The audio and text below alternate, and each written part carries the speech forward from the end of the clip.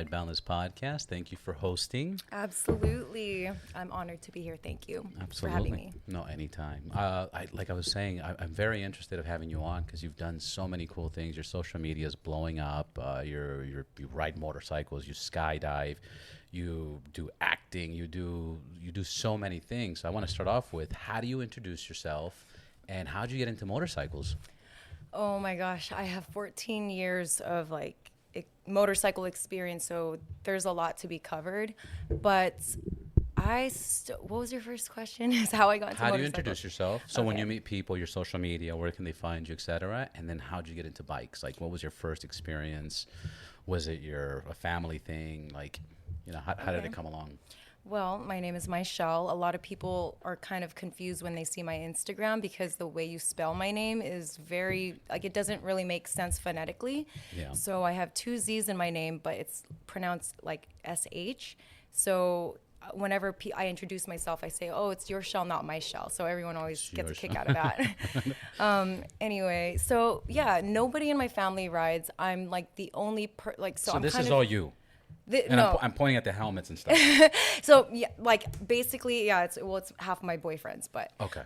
Yeah. So I'm kind of like the black sheep of the family.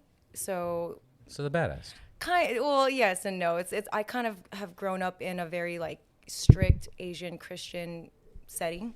So no, they kind of looked down on motorcycles a little bit because it was very dangerous and it was just very out of nowhere, nobody in my family rides. Sorry, I'm gonna just do this. No, all good. We're hanging out. Yeah, she's like my BFF. But yeah, I've always, since I was a little girl, I've always loved anything on two wheels. So I loved riding bicycles, and it wasn't long before I got off training wheels. My parents kind of put me on them for a long time, but I remember thinking in my head I don't need these. I want to kind of try balancing. Let me go, yeah. Yeah, and I always had a fascination with balancing and things like that. So then I watched as I got older, I watched the Tomb Raider movies, and Lara Croft became my idol. I fell in love with her. I loved that she was super independent. Which one?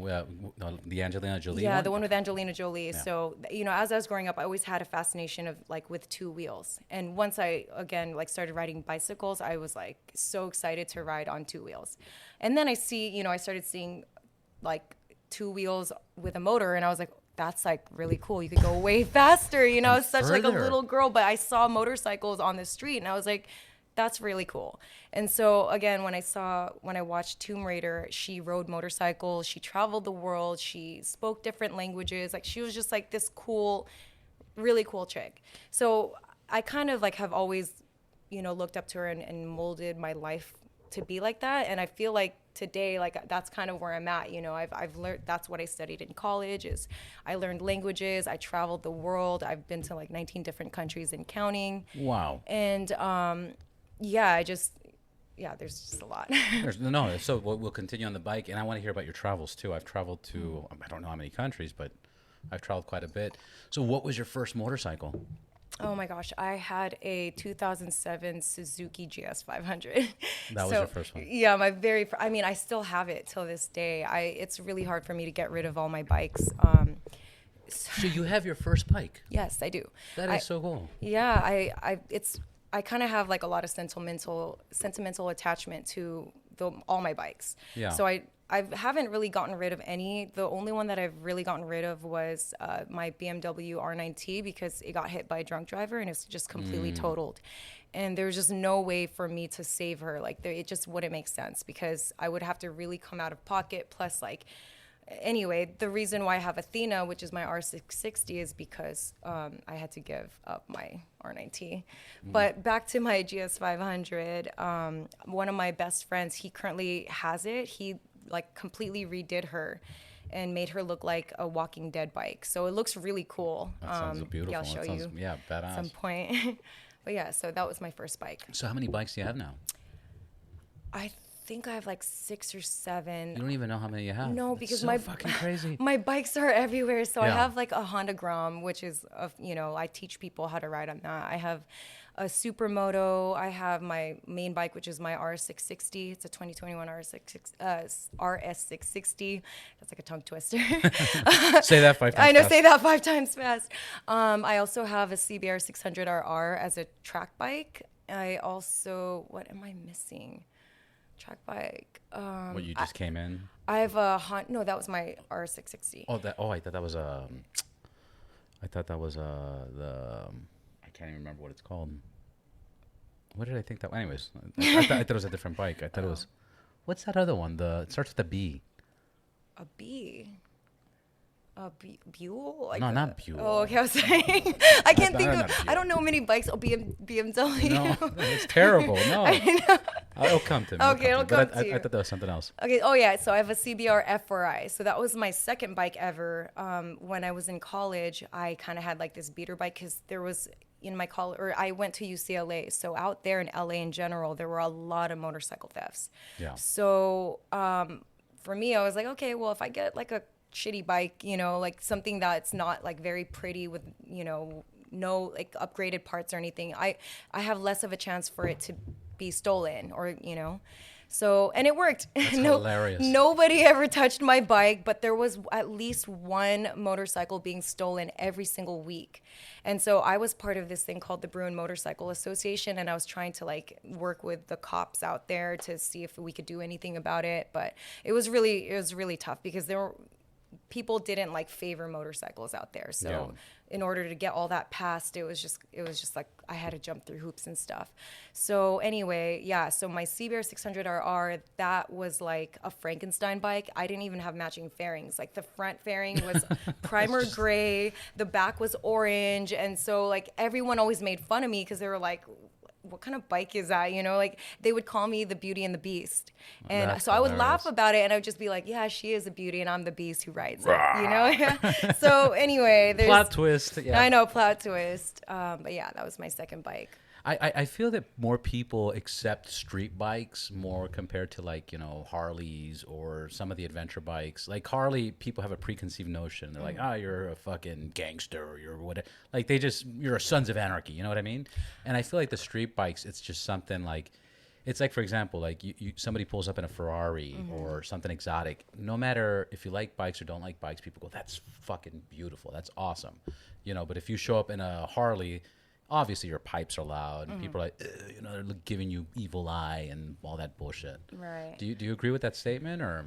Not really, actually. So I understand where you're coming from and I get it because I'm predominantly a street bike rider, but it really depends on where you are and like because actually Do you mean like neighborhoods or elaborate I guess on that? like like location or something because I actually feel like there are more Harley riders and there are more cruiser type riders. Even like at the Bike Shed Moto, the bike shed's actually mixed up. I didn't see a lot of Triumphs. Right.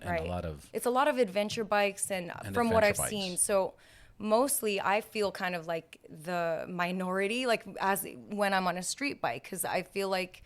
But that's different. That's different because you're talking about a. You see, that's interesting. That's a great point. Okay, let me clarify on my statement. Okay. What I'm saying is outside of the motorcycle community, because you're right. In the motorcycle community, it's usually more Harleys or adventure bikes. So when you go to the Neptune's Net, the Rock Store, all those places, you see that. But I'm talking about like when you go to, we'll just call it civilians, like regular around town. You go to the store, you go to your bar, you go to your club, whatever the case is, where you go with your bike. I feel that the general public, the people that don't ride, they think sport bikes are cooler. They think sports bike, and they kind of accept you. Yeah. Like if I get my bike and I just go to Santa Monica by myself, just on the Harley, if I pull in, I get a lot of like, this fucking guy, right? Look at this bike and it's so loud. I feel like motorcycles in general. You think in general? Because I've never had street bikes, to be honest. Really? It's always been adventures and baggers and Dynas.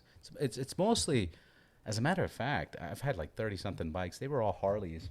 Yeah. except for now that I have the GS and a live wire. Ugh, I want a GS so badly. That's like one of my favorite adventure bikes. It's the best. It's the best, yeah. I can agree with that. Look, 20-something years riding, always had Harleys. 2 years ago, a couple friends of ours, we all rented BMWs from Eagle Riders, and we went to Joshua Tree. It rained that weekend. We went to no man's land. We went on hills. We went on dirt. We went like by the time we were done, and we were like at that crew right there was Dyna Bros. Yeah. That week, we all traded in our bikes and got fucking GSAs. Right. Like it's, and now I've had my Harley and the GSA, both within 2 years. My GSA has 3 times the miles that my Harley has. I plan to add one to my fleet. I mean, they're really big bikes, but I love riding them. Yeah. So I'm hoping they do make like a smaller version at some point, because that would be really cool. Yeah, they have a low seat option. They're just, and I know I can lift it up. But they have a low seat, low suspension option. Yeah. Yeah, we call it the Bulldog. The bull is, oh yeah, that's funny. Actually, I could see that like friends, perfectly.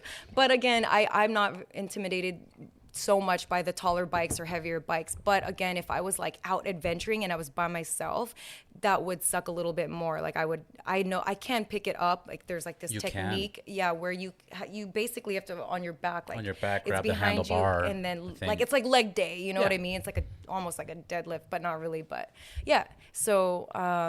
I love the GSs, so that's cool that you have one. There's zero intimidation. You're clearly a badass, and a GSA is going to be nothing. I was at a BMW event in by Lake Elsinore. Is that by Pachanga? I think it's Lake No, Honestly, it's not Lake Elsinore. Geography is. Anyway, I think it's Temecula. Yeah. Anyway, Okay, yeah, that's around kind that of area. around that area. Yes. It's by Paris. Around that area, they had a BMW off-road adventure, and they were showing a movie, and I can't remember the movie, unfortunately. But it was a race where this company goes and finds states that have this beautiful scenery, and it's not even roads. Like 50% of it's off-road, and then the other 50% is on-road, and they create a road like that's really safe cool for people, a route, and then they publish it and they edit it. I think the top 2 contenders that won it once it was already routed out was women that were like 5'4" and 5'6" on GSs, or no, they were on GSAs, destroying it. Like, but people get intimidated by the size. And what I tell people all the time, like when people see a streak light or when people see a bigger bike, I'm like, guys, a bigger bike, when you're riding, yes, it looks intimidating. It's more stable. But when you're riding, it's more stable. Right. You don't get pushed around when cars are passing you up, if cars are passing you up. Or if it's windy. It stays more in place, and it gives you more confidence. So, but a lot of people don't get that. A lot of people are just like, dude, that's a big bike. Like, right. That's mainly the main concern whenever girls come up to me and they're like, oh, how did you do it? How do you do it? Like, bikes are so heavy and they're, they're really tall. And I always tell them, like, I purposely, so that's another one of my bikes that I forgot. I feel bad. But it's my R6 and I love her. Like, I've rode her for years and years. So I still have her. It's at a friend's house. It's an 06 R6 and he put like an '08 engine and '08 body work on it. So it's basically like an '08, but the framework's still '06.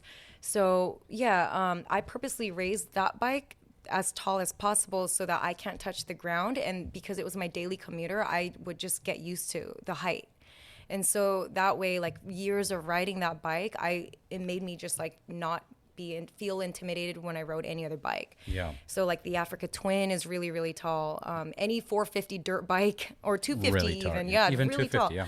So I can't touch the ground on any of those bikes, but I'm just like, I'm totally cool. Like I'll, lean the bike over, use my leg as a kickstand, and just. Well, that's the thing. You only need one foot at a time. Exactly. The only time it fucks you over is when you got to back it up, and that's when you just manually back it up. You get off, Matt. Yeah. Yeah, like I do that with my GS. Right. Like on hills, it's kind of intimidating too, because say like you're on an uphill and it feels weird, you know?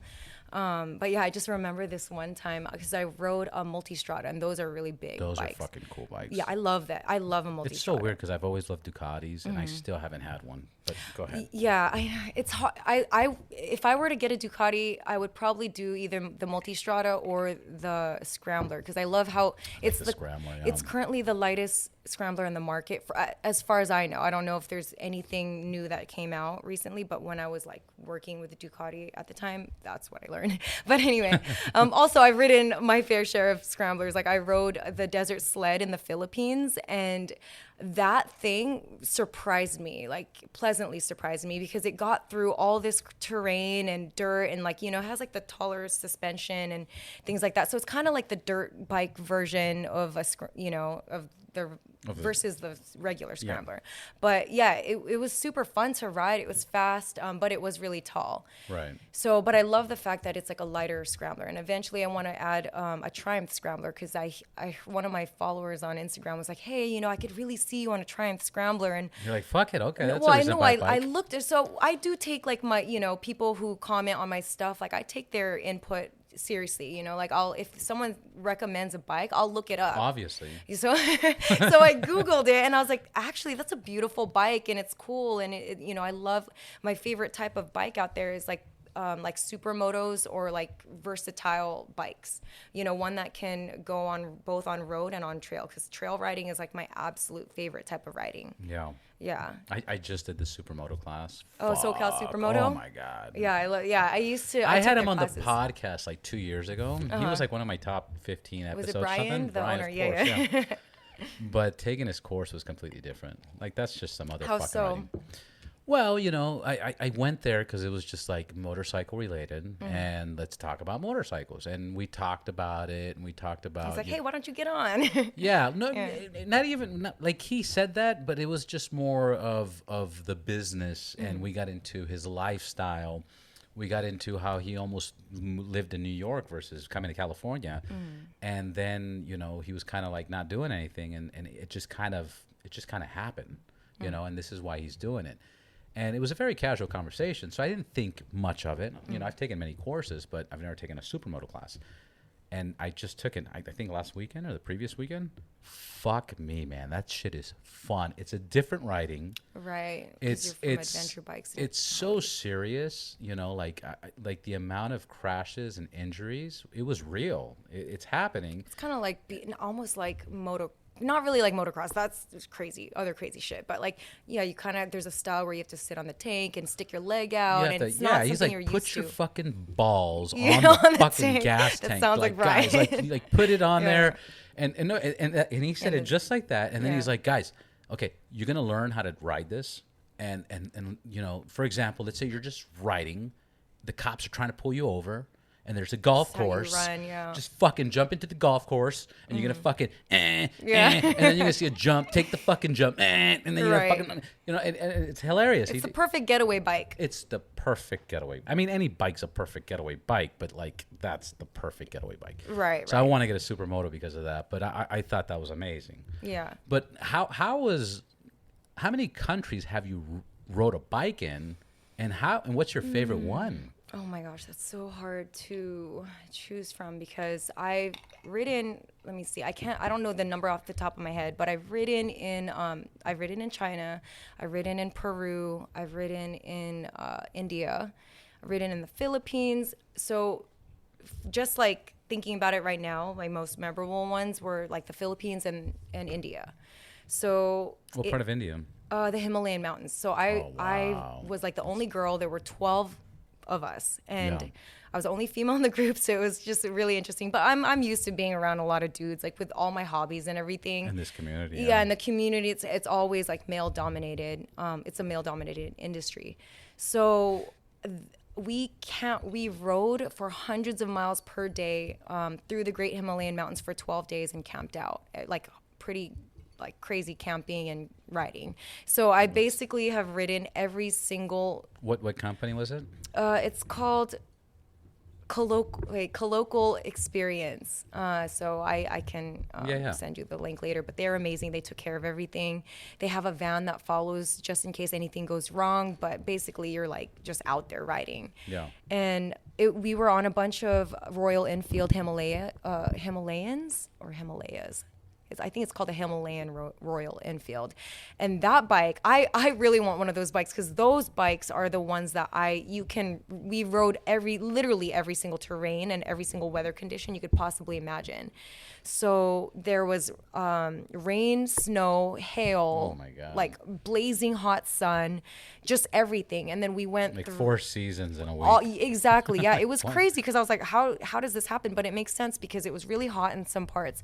Then we rode through the highest motorable pass you could, in the world. I think it's now the second, but at the time it was the highest. Like, it had the world record of the highest motorable pass, where we're like 18,000 something feet above ground level. So That's crazy. technically you needed oxygen. That's higher than most people skydive. Yeah, 20,000, you need oxygen 100. At Yeah. 19, 20, 100% oxygen. Yeah. So they were recommending, hey, if you stay on top of the mountain for that, like an X amount of time, you do need oxygen, because we didn't have oxygen, but we stayed up there and I could feel that it was literally harder to breathe. And I was like, Yeah. oh, this is crazy. So even like when we had to get off, because we're like, oh, let's take pictures and stuff like that.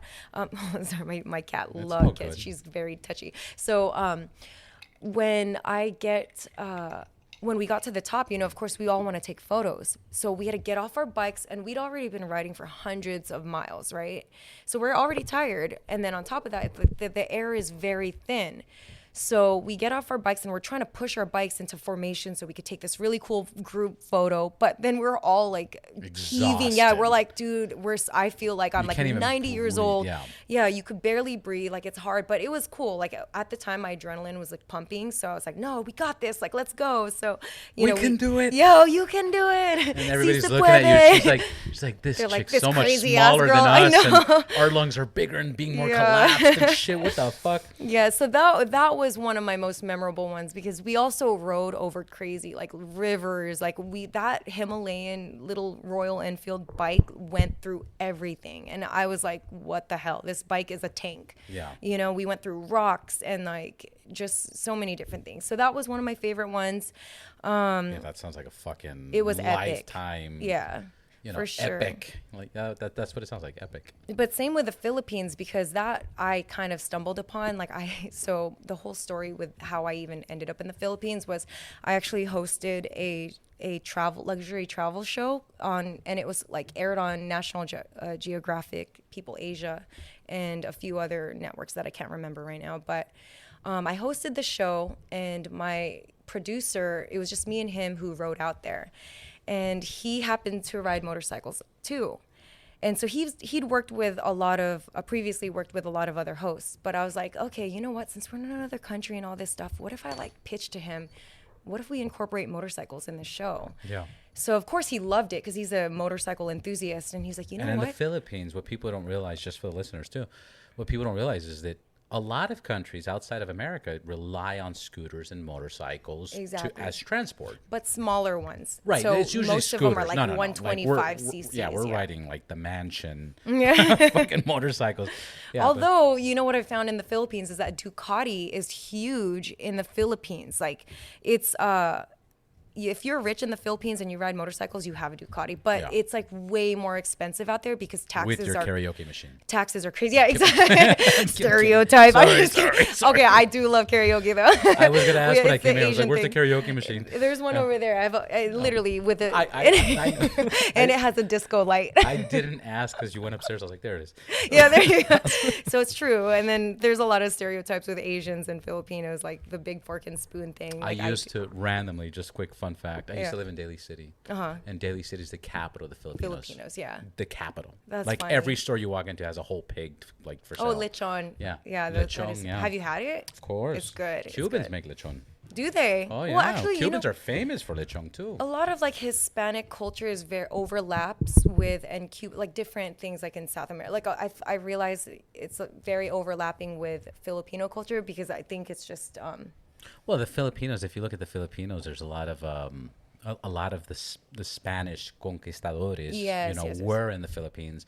And this is why you run into a lot of Filipinos with Spanish names. That's- you'll be my like, last Juan name is Torres Spanish, and yeah. Gomez, and like, you're like, what the fuck, like dude? Flores. Yeah, Yeah. you're like, wait a minute, time out. Yeah, yeah. Anyways, Yeah, so again, I have a Spanish last name too, so a lot of people think that I have like Spanish in me, but Probably do because of the history. Right. But yeah. Anyway, back to the Philippines. Sorry. Yeah. I No, can that's I me. digress a lot too, and I'm like super That's ADD. my so- podcast. Yeah. I should call it like random. Yeah, random Random as ADD. fuck. Yeah, ADD. Exactly. I that's why I like can fit in your podcast. So where was I? Oh yeah, so I convinced my producer to incorporate motorcycles in this show. It was called Island Hunter. So initially I was like traveling to different, the 5-star restaurants and hotels and stuff, like showcasing all these beautiful places in the Philippines. And I was like, you know what? Let's do motorcycles. I want to, but also really it was just like my excuse to ride. So I was like, I just want to ride somewhere It sounded and like in that. another country. But how cool would that be? And they pay for it? Yes, exactly. That's why I'm like, do it. If you get paid for what you love to do, you never work a day in your life. I totally butchered that saying, but you know what I mean? I know what you mean. Yeah. So anyway, legit. like I said, Ducati is like huge out there in the Philippines. So of course, that's what we targeted when my producer was like, okay, well, we're going to like try to ride motorcycles. I've never in the history of like me working with hosts, like none of them ever rode. You're the first girl host that rides. So I'm going to take advantage of this kind of thing. So we go to Ducati. He's like, you're a girl. I'm going to take advantage of that. Yeah. Wait, hold on. Hold on. That's Motorcycle. new. I know that's nothing new. Yeah. Welcome to a female's life. Welcome to the world. Yeah. Real life it sucks. I'm just kidding. It's savage. But jokes. Yeah. All yokes. So we got to Ducati and it was like, the wife came out and she was like, oh, the wife of the owner. Yeah. She's like, oh, what's going on? And blah, blah, blah. And so my producer's like, okay, just let me do all the talking, da, da, da. And he goes, okay, so, I host a show. We're filming right now, blah, blah, blah. How would you feel if we, like, incorporated Ducati? And this, he threw his whole pitch. Yeah. She goes, oh, yeah. And she was all for it. And then she goes, so who's the rider? And then he goes, oh, yeah, her. And he, like, shows me. Or he, like, kind of points to me. Yeah. And then she, like, looks at me, like, up and down. And then was like, oh, okay, we'll get back to you, And I was like, oh, shit, And I realized I didn't think female writers already is like a rarity. I was going to ask. Yeah. No, well, not anymore. Before, Even right? There now, are a lot. There are But not only that. I mean, get to the point, but I was going to ask, like, a female, what's the word? Role model or influencer in these countries, it's kind of still looked down upon in a sense, right? Compared to America? Not that it's looked down. It could be because like females aren't supposed to, Right. they're not supposed to You be can't like, ride a bike. right? You can't Yeah, do what a exactly. man does, yeah. Exactly. So she was like kind of in shock, like, okay, we're not gonna put you on a like multi-thousand, like, okay. So again, in the Philippines, it's way more money for a Ducati. Like the taxes in itself is like It's double to triple. yeah, like more than that, I think, from what I remembered. And then the taxes in itself was insane. I was like, what the hell, but yeah, it is like triple. So she was like, immediately, like that women's intuition, when a girl is like judging you or like, I just felt it. She just looked at me, she's like, oh, all of a sudden she just changed. She was like, oh, okay, well, we'll let you know. It was cool. Yeah, like, the idea seemed cool, but now like this girl who's like this small, and I was like dressed in heels, like, cause I was dressed up like a host, so Right. I had to be all like girly. So I don't blame her for like looking at me like that, but yeah, so I was just kind of like, okay, my thing is like, I love the element of surprise and stuff like that. So I'm like, I just stay Surprise, quiet. bitch. I know. So I just like, kidding. I was like, okay, We're cool. Yeah. And then my producer's like, oh, okay, well, here's the, media kit and all this stuff. So we leave. Sure enough, we didn't get a phone call from Ducati. They're like, so I guess they didn't want to work with us. But then, I met some other guys who started riding. We went to a motorcycle shop and they were all like, oh, you know what? You could borrow one of our bikes, So I was like, okay, they had bikes for me to use. So I went out and I rode with them. And they had Ducatis too, because they were like guys with money. And so, after I rode with them, I rode with this club called Club 200. Or no, I'm sorry, I'm jumping the gun here. So I rode through the streets with them. And then it wasn't long before like word spread like wildfire through the Philippines. And people started talking about like, oh, there's some chick here who showed up from America and she's riding all over Manila and like she's a great rider, So that started happening. And then so Ducati called us back and was like, hey, let's let you borrow one of our bikes. You can borrow a Super Sport. But the owner was like, but I want you to ride with all these people.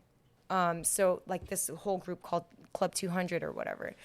And so they're called Club 200 because they don't go under 200 kilometers out there, apparently, which is like 100 and something. Yeah, 150. I don't know, something like that. 115, 100 and something like that. You think it's 150? Yeah. So, but still, like average, like that's, and in the Philippines, nonetheless, it's riding in the Philippines is crazy. I don't know how I came back alive because I already I think riding anywhere in the world's pretty fucking crazy. It's like there's no concept of a lane. There are jeepneys, took like different types of like animals, like guys with guns, you know, in the streets. Like there's just all this chaotic stuff. Like I'll tell you right now, like I saw a guy die in front of me. It was pretty morbid. Like I was riding and not on a motorcycle, right? no, he was on a bike. Yeah, bike. he was on a bike. He got hit by a car, and then nobody did anything. Like just we all went around stopped. him, like, they just- went around him like it was a normal thing, and I was like, okay, he's like dead. You know, like you Yeah. could tell. And I was like, okay, well, we're just gonna keep on, you know, doing like. People just turn their heads. Like it's different in like a third world country and stuff like that. So, anyway, it's very chaotic, but you could see it's organized chaos. And I think that like because people are used to Organized chaos. it is. It's so true because people ride everywhere, but you see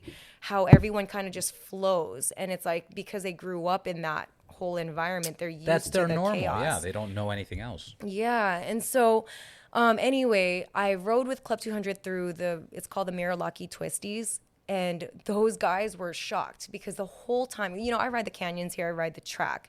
And so I was keeping up with all the fast guys in the group. On this Ducati Super Sport. I was like, my adrenaline was going crazy because I was like, dude, this is crazy. I kind of have something to prove, but I'm also making sure that I'm checking my ego because at some point I was young and dumb and doing stupid, like riding stupidly, you know, I feel like everyone kind of goes through that phase, and then you get older and you realize, okay, all your friends are dying and like you've gone into close calls. Like I've been down a few times. Like I have a lot of crazy stories too when it comes to going down. But like, so for me, I already knew ahead of time, okay, check your ego at the door, but still have fun. You know, I love to have like spirited rides. And show how these dudes had to ride. Not show them because of course I don't know their experience. They could be very well all be better than me. You know what I mean? Like, but I'm just like, I'm going to have fun with them. So we all rode and they were shocked. Like when we like got up to the mountain and we got off to go eat, they were like, what the heck? Like, this is insane, you know? And I was like, no, you know, like I'm just having fun with you guys and this, like this and that. And so after that whole ride, that's when Ducati hit us up and was like, okay, we're going to work with you, you know? And I got invited to like these dinners and stuff, and they wrote like articles about me out in the Philippines. It was really cool because there was a Top Gear. It's like a big Yeah, I've heard of Top yeah. Gear. So Top Gear They're super. Philippines did an interview on me because of Top Gear is originally a British company, I believe. yeah. So now it's like worldwide. Wow. So now because I kind of earned my street cred and like word spread like wildfire, Ducati was like, the owner personally came up to me and was like, you know what? I heard from my guys, like these are like my customers, my close friends, everything, that they rode with you personally and that you can ride. He's like, so you are now like you can ride any bike here like that you want to. So then after that, basically, so quick, huh? Yeah. So it was really, well, it wasn't so quick. Like, I mean, it was like a few days. But we you were earned filming. it. You earned earned it because yeah. you've been riding for so long. Right. Number two, you really gotten to that point of riding. Right, and I they feel just like- recognized it. That's all. Right. And as a female in a male-dominated industry, it has been such a journey to earn real respect through even till nowadays. Like I still get comments like, oh my God, she's riding for attention. Oh my God, like da-da-da. And like even when I go to bike nights or like other bike like events, people like guys will come up to me, oh, so who'd you come here with? Like who's you know, back of the bike did you ride on? And I'm like, bro, okay, you want to ride on the back of my bike? But you know, I'll just kind of sometimes I'm such a troll. I'll like troll back with people. Like I have so many funny stories about guys like trying to, you know, I'll go to that after I finish my Philippine story. So anyway, back to now they let me ride the Ducatis. So not only that, it was at the time, it was when the V4 was coming out. So it was like 18 or 17 or something, 2017, yes. So in the Philippines, this was the first and only Ducati in the entire country.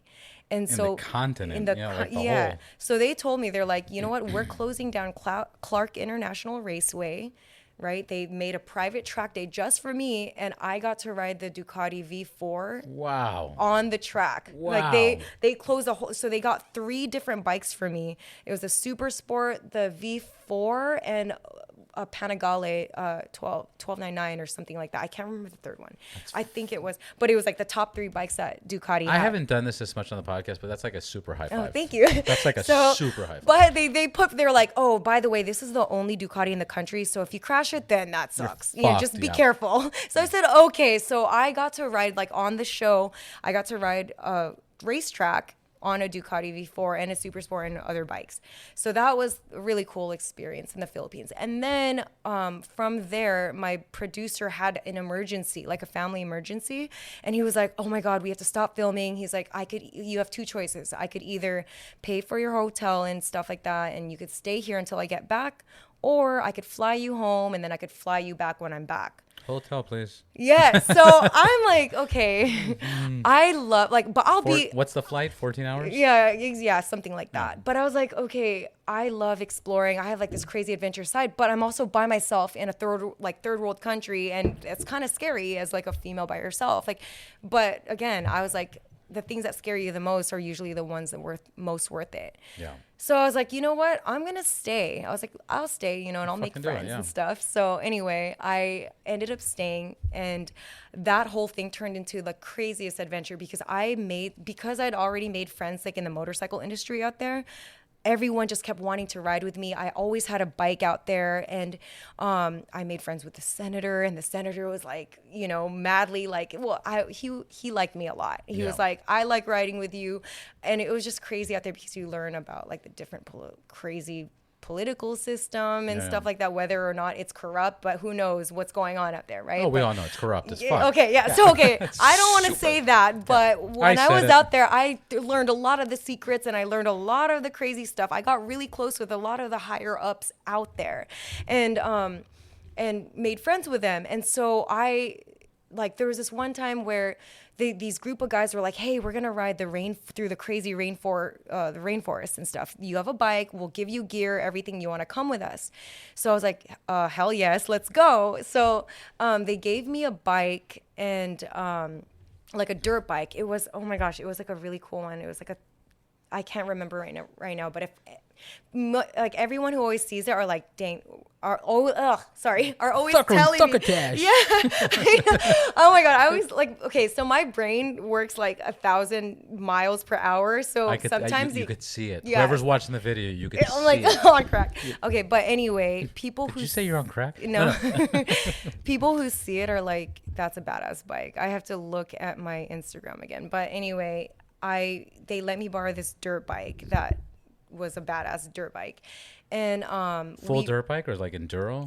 It was like an enduro. Okay. And so we rode through the Philippine rainforest, right? So again, there were like a bunch of dudes. It was to the point where we rode, like we had to pay a guy, like we would cross a river, and in order to cross the river, we had to pay like a guy a few pesos, and he had like this really... Is it pesos over there too? Pesos, yeah. Fucking Spanish. Yeah, I swear. Well, a lot of our conquerors. words, overlap, like cuchara, basura, la puerta, like all that is like the same. La puerta, basura? I didn't know all of that. Tenedor, cuchara, like I think I said that. La mesa. La mesa, tenedor, plato. Yeah, so that's why like my Spanish is pretty okay. But I also studied it. Like I said, I studied languages in college, which is a whole nother subject. But yeah, so you had to pay this boatman like pesos. And it's like this dinky, sketchy little like raft that it looks like he just made it, the day before. Board. It's like pieces of wood with like pieced together by bamboo and stuff. Like it was crazy. But basically you get on it and you put your dirt bike on it, and then he rows you across the river, and the river's like crazy. One bike at a time? No, like we fit like 2 or 3 bikes, and it's like this like little raft, and it's like this table. Yeah, basically. So we were like very tight. Like the 3 bikes are together. They try to jam pack everything, and then we're just on there like hoping that we don't like sink and drown and die. And we're like, okay. And then once we got, you guys are wearing all your fucking gear, which makes yeah. it So heavier. I didn't have like, yeah. So they gave me this jacket. It was too big for me. Obviously, like all the gear didn't fit me properly. But I was like so excited to ride. I was like, okay, let's just go. As long as the helmet fits, then that's good with me. So yeah, and in the Philippines, it's also very humid. So wearing like crazy full gear like was actually more harmful than not, and Yeah. that's a whole nother subject that I could get into where, a lot of people say, oh my God, wear full gear all the time. And I'm like, no, sometimes, and depending on where you are, full gear will actually, you can put you in a heat stroke, and it's even more 100%. dangerous because half of riding is mental. A random fact. I don't know about now. I still believe now, but Miami, if you have insurance, you don't have to wear a helmet. Yeah. If you don't have insurance, you have to wear a helmet. Oh, that's weird. But there are actually a lot of states that don't require helmet, like Utah. Yeah. Yeah, Yeah, but I think Arizona, where it's very hot where and it's humid. very hot. Right. So, but anyways, I could see that. so now you're on this. So now we're on this raft. Boat, whatever. Yeah, so Who knows? You're on a helmet. I'm like, dude, fucking- this is like the coolest experience. I've never like loaded a bike onto a tiny little raft that I don't even know if it works. Paying this boatman like some pesos, but whatever. whatever. YOLO or I whatever. trust you, bro. I Whatever, trust you. bro. Like, whatever. And whatever. I know to swim at the very end of the day. I'll like swim Fuck to the safety. bike. It's not even mine. Yeah. No, I will respect people's bikes. I would try to save it, but yeah, at that point, my life for the bike, I'm gonna save my life. There's nothing to save. It's like Yeah. it falls in the water. It's done. Yeah, exactly. So we get across and then we just continue on our trek. So anyway, long story short, those were the two most memorable countries that I've ever ridden is India and the Philippines. So yeah. Those both are fucking amazing. And every bike you described is amazing because most people ride scooters. Right, Most right. people ride scooters or small little bikes, and like you're talking about. Everything you wrote out there was fucking badass. Yeah. Even there, it was badass. Here, it was badass, which is a Right. big deal. Yeah, so it's cool. If you're ever out there, make friends with the Ducati people because that's where it's at. Like I got to ride all the scramblers. I rode all the, the nice V4s, the super sports, like all of the street bikes and stuff like that. And yeah, Filipinos are just very accommodating people in general. They're very hospitable and very. I've noticed that about sweet. most countries you go to. Well, Europe too. Yeah. Europe, India. Yeah. I was in India. I was into Mumbai. Everybody's fucking nice. Like you don't. Nobody's gonna rob you. Like, Yeah. bitch, Well, give me your money. Like what? It's just I don't know. It's hard to. But yes, for the most people. But again, that's why I asked earlier. Like being a female and traveling to these countries where it's still kind of like you're a female and you're.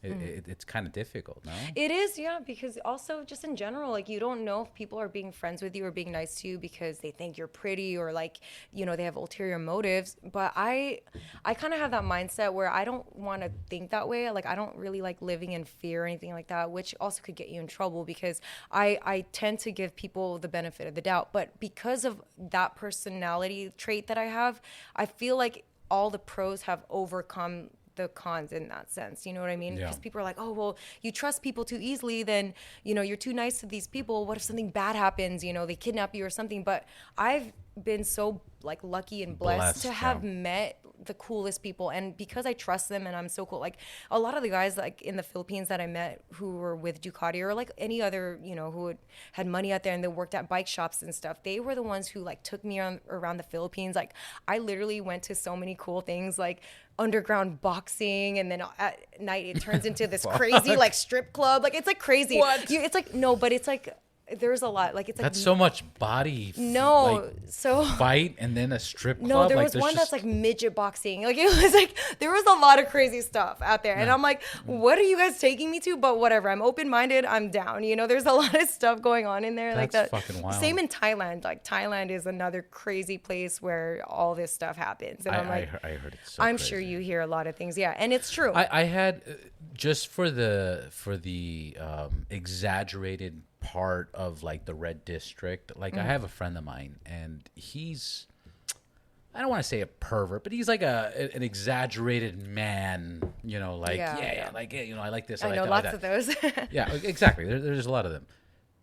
He went there because he was in the Marines, and he probably went crazy out there. I was like, hey, you went to Thailand? He's all, dude, not for me. I go, what? Like, It's- not for It's you? a lot. Yeah, if He's it's a lot not for him, then it's crazy. He's like, dude, it's hell. There's certain areas that you walk through and it's hell. And Yeah. I just I was like, well, what's fucking hell? He goes, dude, you see American dudes, 6'4", 6'5", 60 years Little old, girls, with yeah. little kids, Yeah. like 10-year-old. Like, it's hell. Yeah. You know, There are some obviously dark parts, there right. is some dark parts. Right. And then he said another story that I've never even repeated after that, and I will not repeat because it was just so dark, and I'm like, oh my God. So, but Yeah. then you have all this beauty and wildness and everything else. I will say I did go to one of those places where like girl so it Dun, dun, started dun, okay, dun. what had happened was What I was playing I was playing pool and darts with some lady. Playing pool and darts at the same time. Yeah. Well, it was pool and then there was darts. Like there was a lot going Yeah. on that night. And then she goes, oh, do you want to go inside? Like there's a bar and stuff like that. And I was like, oh, she was so nice. And I was like, okay, yeah, I'm down to go. So I go in and then like there's just a lot of girls. There's like stripper poles, literally like 20 stripper poles on a stage. And they're all dressed and stuff. So Yeah. it wasn't like crazy. But they're like teenage girls who looked all sad, like just on the pole. They weren't even barely even dancing. They were like swaying back and forth. And then you see a lot of guys, and honestly, a lot of these guys were like military dudes Yeah. that were traveling, and they have a laser pointer and they just point at the girls. And Wow, when just they click. point, yeah, they click at you, the girl has to come down and like entertain them and like just have fun with them and stuff like that. So I was like, oh, that's crazy, you know? And so I was kind of like tipsy, you know? So I was like, oh my God, I want to go up there, like, and just have fun, you know? So, and You're they like, were, psych, bitch. You're well, like- so the funny thing is, so I did like pole fitness because it's such a good workout. Like I Yeah. have I've aerial known silks many. and I've stuff. known many people who do Yeah, that. yeah, yeah. It's a fitness. It's real. Like I first took like a pole fitness class like years ago when I was in college, and I was like, dude, this is actually really cool. Like no wonder, you know, like you can get really good upper body strength from this. So I bought a pole Arms, from my shoulders, house. Yeah. back. Back when I was in LA. I still have it. I'm gonna install it in my backyard right now. But right now. not right now. My backyard. Hold on, can we finish the Hold podcast, on, yeah, please? stop. I need to install this stripper pole real damn it. quick. I'll show you some moves. But What happened to the rest of the episode? She went and she- fucking installed the stripper it pole. was the ADD, sorry. But yeah, so anyway, it's a fun time, and it's like a great way to make, you know, your friends and stuff like feel sexy and all this stuff. And Yeah. I'm like a big advocate for embracing your femininity, but also having that tomboy side. But anyways, yeah, so That's a great because I quality. had like pole fitness experience, I was You were like, this is my time no, to I shine. was like, no, this no, is no. what I prepared I don't, for. Okay, it's only when I'm drunk when I'm like, oh, let's go do stuff. But I was like, I wanted to teach these girls because I'm like, this is so sad. You know, they're Yeah. just like literally just going like this, and their faces are like dead. But- They're like whatever. So I go up to the stage. You're all doing right? everybody's makeup. Yeah, no. I was smile. like, well, I met one of the girls because she was really nice. Like she was like all like, I see her and I go up to the stage and I'm like, hey, do you want to like learn some cool moves? You're so fucking Yeah, innocent. and You're so- hilarious. Yeah, so she was like, okay. So I literally start doing pole dance moves on the thing. And the girl, I was teaching her and she was she started smiling, which was like, that's my thing. I just want everybody around me to have fun. Yeah. Right. So I felt the energy in the room, like with the girls that they were like kind of like blah. So I went up there legit and I was like, okay, let's go. Let's like dance and do stuff. And so I was showing her stuff and she was actually really cool. Like she started laughing and doing all the moves with me. They were enjoying it. Yeah, the other girls started kind of laughing and I see them kind of smiling and I'm like, okay, now it's like turning into something. But then I see like laser pointers on me, right? Because I'm like, What the okay, fuck? hold on. I was like, no. I was like, you know, obviously I'm just like someone who came from the crowd, but they don't, you know, Yeah. guys there who are drunk don't know any difference. Like Right. I could have just been out there in the crowd. Anyway, long story short. You could have been in the crowd. They would have put lasers on I you. made friends with the girls. I took her. I was like, hey, come downstairs. I was like, I'll buy you a drink, you know? And because she was just like, oh, okay. She looked really young too. So we go down and I ended up buying her a drink. And I was like, I kind of just took her away from that scene and I was like, so what's your name? This and that. And we kind of got to know each other. And she was like the sweetest girl. I just remember she was like kind of very attachy actually, because I don't think she's ever met like a girl who was like, hey, come and hang out. And I'll buy you a drink, and I I'm was not like, I'll buy trying you to a drink. fuck you. Yeah, and- I'm just actually trying to talk to you and like learn about your life. You know, I was like, how old are you? And she's like, oh, I'm like 17. And I'm like, oh, okay. You know, but out there again, you know, it's not like looked down upon to do that kind of work. Like, in fact, like it's like work. It's the norm. It's norm. It's Yeah, the it's norm. normal. I mean, it's norm. But Hi, Norm. yeah. So Who's it Norm? was just so humbling and interesting to hear from her. And she was just telling me about her life. And she, you know, I was like, oh, well, tomorrow I'm going to go get my nails done, you know. And she was like, oh, I've never ever done that. And I was like, oh, well, one of these days, I was like, you know, maybe I'll come back out and like we could go out and get our nails done or do something. And it was just like a really cool experience to meet her and stuff. So then, yeah, that was my one random night in Thailand. That's pretty fucking random. Yeah, there was a lot of stuff, but that went on. It's interesting that there's just people that don't know. Mm-hmm. They don't know.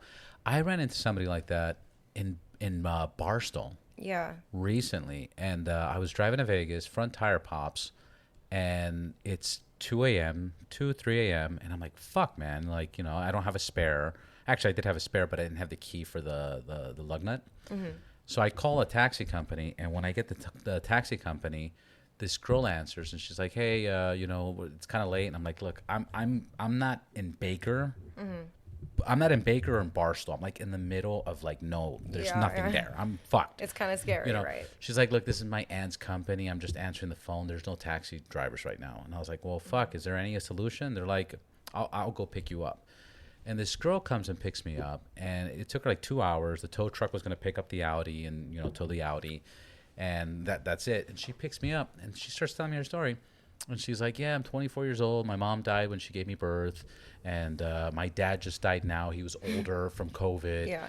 And I go, you ever been to L.A.? And she's like, no, I've never been to L.A. And I'm like, you're in Baker, you know, like, and anyways, the story she's talking about, far. it's not, it's like 2 hours tops, you know, from Baker or Barstow, you know, and anyways, you just run into these people that just have these lives that are so enclosed and they're bubbles and they don't know anything other than that. What do you do for fun? Well, there's one bar that everybody goes to, but I don't like going there because everybody goes to. Right. It's just fucking so weird, like, but that's the norm for those people.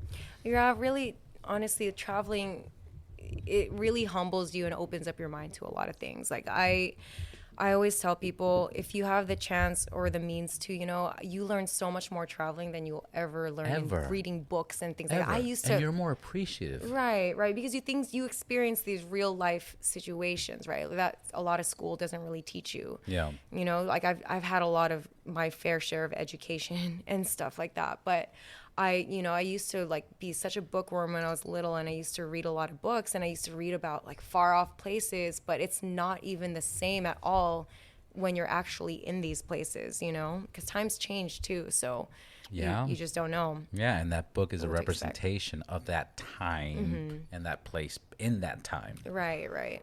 So everything changes as it goes.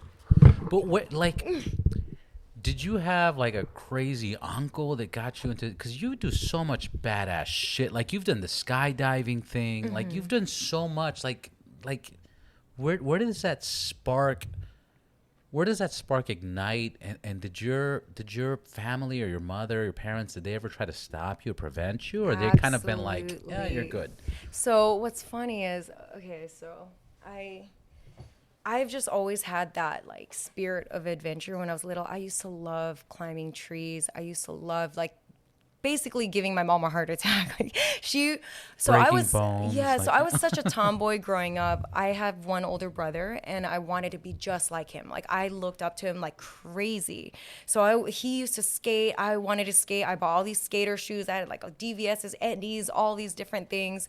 And I even wanted to cut my hair like a bowl haircut like his, because I was like, oh my gosh, he's so cool. A bowl haircut. Yeah, it was not cute. Just yeah. So it's so funny because with the stories that you're telling me, I'm like calculating your age. I'm like, oh wow, she does the bowl thing. The bowl haircut, I know. Yeah, so it's just crazy because my mom was a very big advocate. Like, no, I had a daughter for a reason. You can't know, like, I want you to be feminine. So because I was such a tomboy growing up, like she saw that I loved climbing things. I was very adventurous. I loved like skateboards or riding skateboards and things like that. She would always purposely take me on shopping trips and be like, and she's like, look, buy anything you want. I'm going to buy you these dresses. And she taught me the value of being like a lady. She's like, oh, you know, always like see yourself as a princess, you know, blah, blah, blah. Like you want to cross your legs. You want to be like this. You're very classy. And I really love and appreciate that about my mom, because I feel like that that was so valuable as a female, you know, because I do really appreciate like my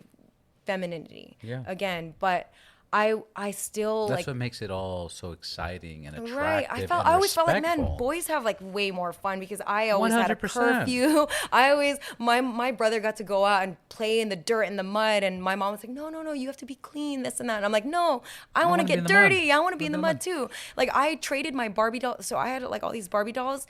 My brother would play with GI Joes and Legos and stuff, and I was like, your toys are so much cooler, you know. And so I would got more accessories. Yeah, I'm like I like took my Barbies to my brother. I'm like, can we like let them like hang out? And my brother was like, no, that's stupid, you know? And I was like, so anyway, I ended up playing with his toys.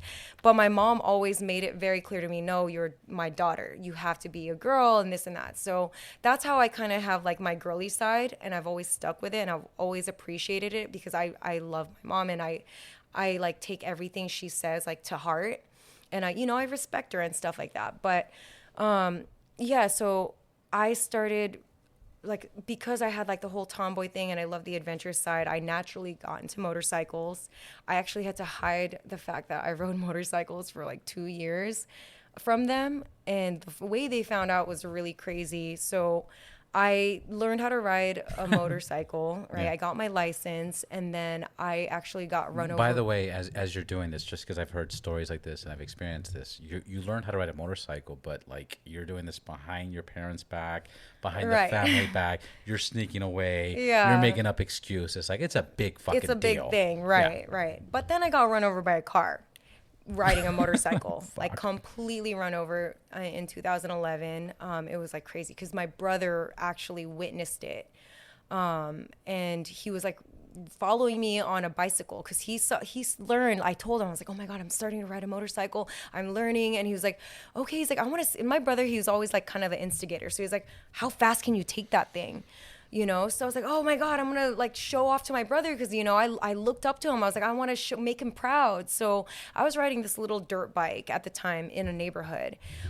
So my boyfriend is the one who taught me how to ride motorcycles 14 years ago. So he's responsible. Yeah, he's responsible for all the craziness that happened, you know? And so, he taught me. And so I was using one of his bikes, and my brother was there, and I wanted to eventually teach my brother, and he was like on a bicycle, and he was like, I'll follow you. He's like, I just want to see you ride. So I was like, okay. So I'm like, in my head, I'm like, I need to go fast. Like I need to show my brother. So I'm like going through this neighborhood, and it's like kind of like a 3-way stop. And so I was going, and it was the guy on the right side should have stopped, but so basically a 18-year-old kid ran a stop sign. Yeah. And when I was going, like he went like ran the stop sign, and I was kind of a newbie rider. I just had been riding for like a year, and I target fixated on his car. And I did the whole newbie thing where I grabbed the front brake. You panicked. I washed out. Yeah, because I was like, oh my God, he like ran. Yeah, I didn't expect him running the red light, because later on I found out he was actually late to pick up his dad from the airport. So he was rushing. And so my brother was right behind me. And I looked at the bike, I grabbed the front brake, and I like washed out, and then he hits the bike, and I don't even barely remember it, but I just remember coming to, like, and I was like being a squid. I was wearing a helmet, a white wife beater tank top, jeans, and some Converse. Yeah. So You're showing off to your because brother. I'm like, well, it's just my brother. I'm just gonna ride down the street. I didn't think anything was gonna happen, but you know, the whole thing is like most accidents happen within like a mile radius of where you live and things like that. Yep. It's very true It's because an insurance statement, yeah. right. Well, it's the frequency of how much you're actually there. It's That's it's why. Science. Right. Science. Yeah. So anyway, I get hit by this car. I basically am completely underneath a car. This car. It was a Toyota Tercel. God, your poor brother. Yes. So my brother later on told me he witnessed the whole thing. He thought I died. He was like, oh my God, she's gone. Because he saw me 1 minute and then the car run me over. And he said that he saw the car like bounce up and down. So he's like, oh my God, she's completely under. She's dead, you know?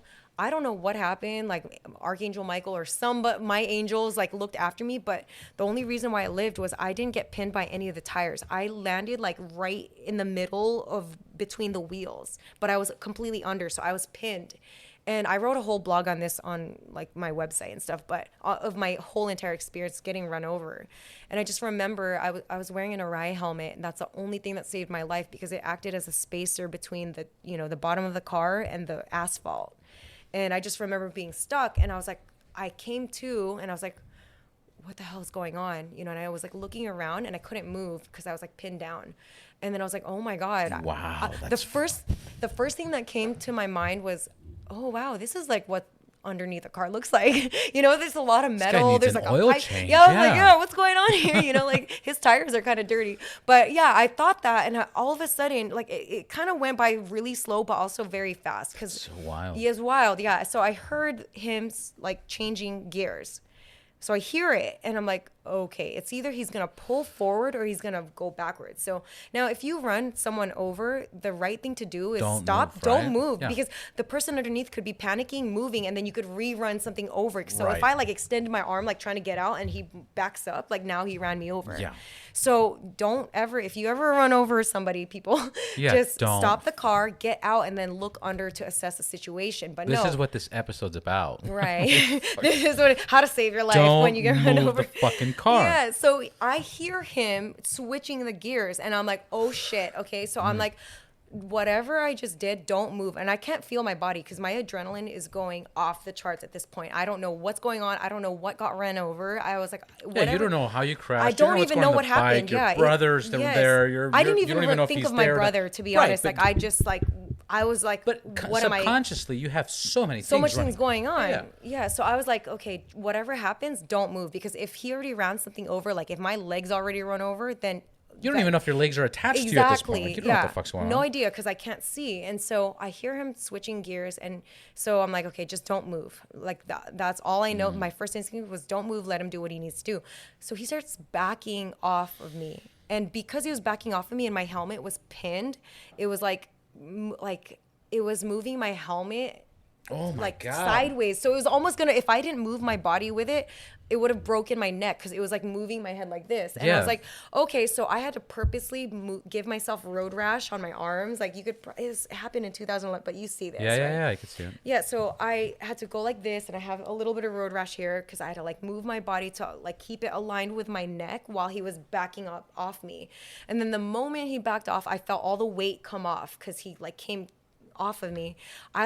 So you shouldn't move too, because you don't know what's broken. But me, I'm like, I'm good. So I jump up, and I'm like freaking out. And now at this point, there's like a lot of people outside, like looking and like calling 911. And I see people panicking. And I look at myself, I'm like feeling myself, and I'm like, okay, I can't feel anything, but I'm like bloody everywhere. I'm like bleeding on my arms, my legs, my jeans are all torn up. And so I run up to the first person I see, and I'm like, oh my God, is my face messed up? Because that was the first thing that I thought. I was like, is my head okay? And they're like, you're fine, but you just got run over by a car. We're calling 911.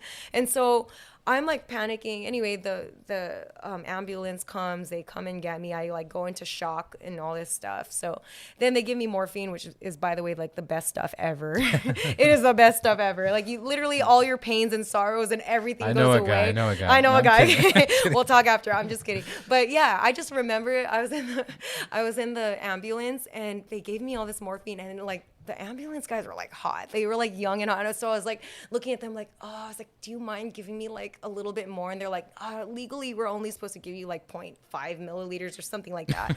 I can't remember. But then they're like, you know what? You just got run over by a car. We'll give you a little bit more. Yeah, we'll hook you up. And I was like, thanks. So it was like can really, you do it with your shirt off? Yeah. I know. I'm like, please make this easier. I just got run over by a car. It's just so much pain. Yeah. So I'm hurting so much. It hurts so much. Please help. Yeah. So it was like, that was my whole experience. But and then the doctor, oh my gosh, I'm going into tangent, but this is how my parents found out how I rode a motorcycle. So obviously, like, I was in the hospital. Great recall. Yeah. So the doctor was like, came in and was like, you know what, you are one of the luckiest like patients that I've ever had who've been run over by a car, because usually it's much worse than this, but you're you're being discharged on the same day with just bruises and, road rash and scars.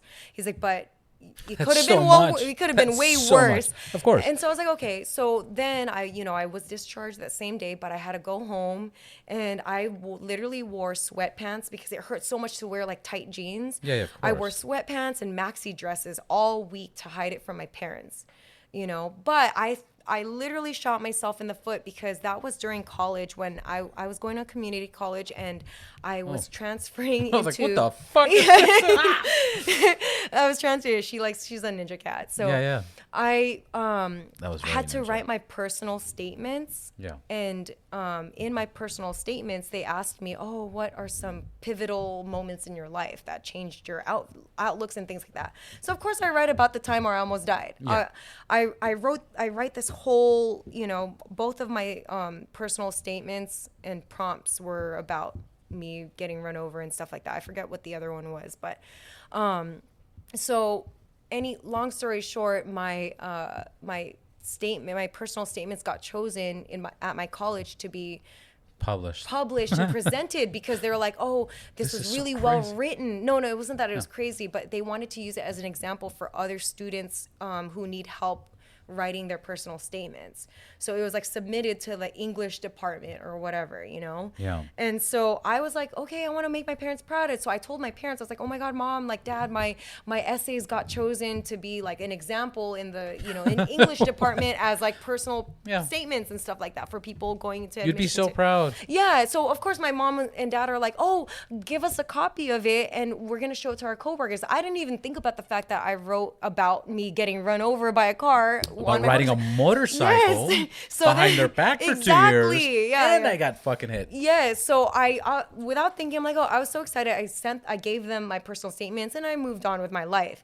Now, when I was out with my friends one time, I was like, we were having fun and we were driving. I get a phone call from my mom and she was like, she sounded so pissed off. She's like, "I need you to come home right now." And I was like, "Why?" And she goes, "Just come home right now. I need you to be home." I could tell. I know my mom. When I'm in trouble, that's her tone, and she's like shaking.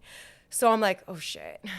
And so I start immediately thinking, what have I done? What did I do this week? Did I do something bad? Where did I go? I was Where- always a relatively good, student and daughter and stuff, but I have a rebellious side. So Right. I was like, wait, did I do But something and the- get caught? Right. The other thing is that you do things, but Yeah. you usually clean your tracks. Kind of, yeah. So now you're like, where did I basically. slip? Yeah, I was like, what have I? So all this stuff was going through my head, and I'm like, I couldn't think of anything. I literally couldn't think of anything. So I was like, okay, now it's even scarier because I don't know what the hell she's gonna bring up. So I come home, and sure enough, it's like her and my dad. Like it's like a whole intervention. Right. And then they have these papers. Like it was like my personal statement, but I didn't know what the papers were. And they were like, "So, do you ride a motorcycle?" And I was like, "What? No." I was like, who would say that? What? That's like ridiculous. And they were like, "It says it in your personal statement." And I was like, right when they said that, I was like, I am the stupidest person on earth. And I was like, oh my God. I was like, okay. I was like, yes, I have my license. I got my license. But I was like, look, hear me out. I was like, I'm very, very safe with the exception of me getting hit by this car. I was like, Mom, at first I just tried to say, Mom, Dad, like, look, I just wrote that to get into college. Like I needed a crazy story. They didn't believe me because I'm such a Obviously. terrible liar. I was like, look, I just made that up. They're like, you can't make that up. You're not making that up. And I'm like, okay, fine. I do have my license, but I'm going to be very safe. I'm going to take all these courses and this and that. And of course they were pissed off. Like they Obviously. were very like, you're our only daughter. You shouldn't be on a motorcycle. That's so dangerous. But through the years, which is really funny, I never thought my parents were going to accept that. But Yeah. while I love and respect my parents, I also am very like a firm believer in like just being who you are and sticking to that and like Absolutely. being authentic and just doing what you love, all the while being respectful towards others around you. So in order to do that, to convince my parents to be accepting of the whole motorcycle thing as an Asian female, in like a very strict household, I grew up again in a very Christian family household. So I would always update them with, okay, look, I'm taking these classes. I'm going to take this safety class. Like I took the MSF course. I went to like SoCal Supermoto. I did like BMW's superbike school. I did all these different things through the years, and I would show my mom, like, look, I'm wearing gear, I'm doing this. That's the most important part. Yeah, and I would go to track days because I'm like, look, it's important, but just because, and I was like, Mom, Dad, like everything can be dangerous. I could walk outside of our house right now, get hit by a car. I could be riding a bicycle and get hit by a car. There's like, you can't live in fear, and like they didn't understand it in the beginning until it took some time, and then finally they started seeing me doing it professionally. Now I ride professionally, right? Like I do stunts in Hollywood and things like that. And so now my parents are like more than proud and happy to share the videos that I've appeared in. Like I've been in movies, I've been in TV shows and music videos, like riding professionally. And so they're always like sharing. They're like, can you send me that video that you were in? And they're always, they still kind of get scared when they watch me skydive because I have so many videos of me jumping out of planes, and they're like, no, like I still like. What's crazier? What? Oh, man. Between the bikes and the skydiving. It's not comparable because they are two totally different things. You're flying low, the other one you're flying high, right? So there are more. I love that right there is boom. Describes everything. Yeah. There's more deaths with motorcycles for sure. Actually, skydiving, there's a big misconception. Isn't that funny? Yeah. It's actually one of it's the not most funny. It's not. It's not funny. Yeah, like, I get what you're that, saying. Yeah. It's one of the safest air sports. Like base jumping and proximity flying, all that is way more dangerous. But skydiving, like it's very rare for like a freak accident to happen, because you do have a reserve chute, and you're more likely. They say you're more likely to die on the car ride to go skydiving than you are actually skydiving. Wow, I never heard that. But yeah, that it's sounds true. about right it's too. very true. Think about all the car accidents. The car that happen ride to, but to I know, go but skydiving. Yeah, but that's a pretty.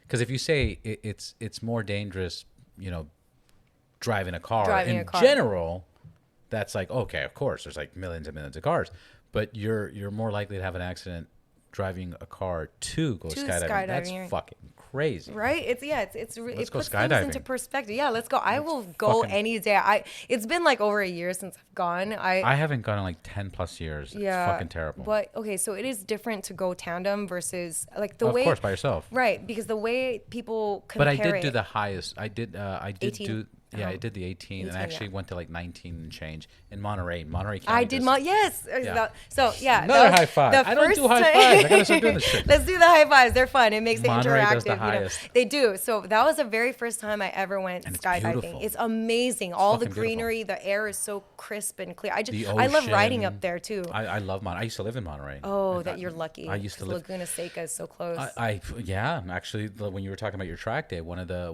like the whole thing in the Philippines where you had the track to yourself. The only time I had an experience like that is I was working for Harley Davidson in Monterey County. Nice. And Eric Buell introduced the 1125, and they set up a track date just for us to just fucking ride this thing, and it was cool. But Laguna Seca? In Laguna Seca. Oh, that's such like a, what's the word I'm looking for? Like all the superheroes of motorcycle riding has ridden that, like the I can't think of the word right now. Yeah. Anyway, like Rock. Rossi, all Rossi and all the MotoGP riders. Yeah. It's like a very prevalent track. Like I love that track. I've ridden it once. I seen the Concurso Italiano on there too. Oh, that's cool. The Italian fucking cars. I seen people Spanish, like 20. The Concurso Italiano. He can roll his double R's, ladies. Yeah, well, I got Valderrama as a last name, which is a very big Filipino name. Oh yeah. Mine's Serra, so I have a double R. Yeah. Oh, I got. Yeah.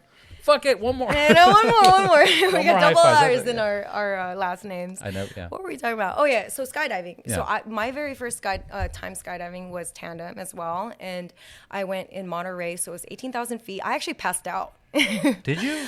So I have so many crazy, like I have a lot of motorcycle crazy stories. I have a lot of crazy skydiving stories. The very first time I ever skydived I passed out because it was 18,000 feet. So I made the mistake of when we jumped out, I looked down and I opened my mouth and I started screaming. So all the air was rushing into my lungs like so fast. And so because all the air was right, they tell you, oh, don't look down and open your mouth. Like look up and look at the horizon. But I was like so excited. And I was like, oh my God, look at the ground. It's so far away, And so I start screaming and I just feel the air going down into my lungs and I just feel very like I started feeling like lightheaded and I just passed out. And I had a videographer at the time, so you just see him like I'm like this, I'm like woo, and I'm like looking down. What year?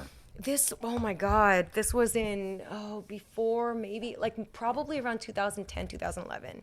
So it was maybe even before I started riding a motorcycle. Yeah. So I was like this, and then you just see me like passed out like this, and then the the videographer goes closer to me and he's like, "Hey, wake up!" So he like lifts up my chin.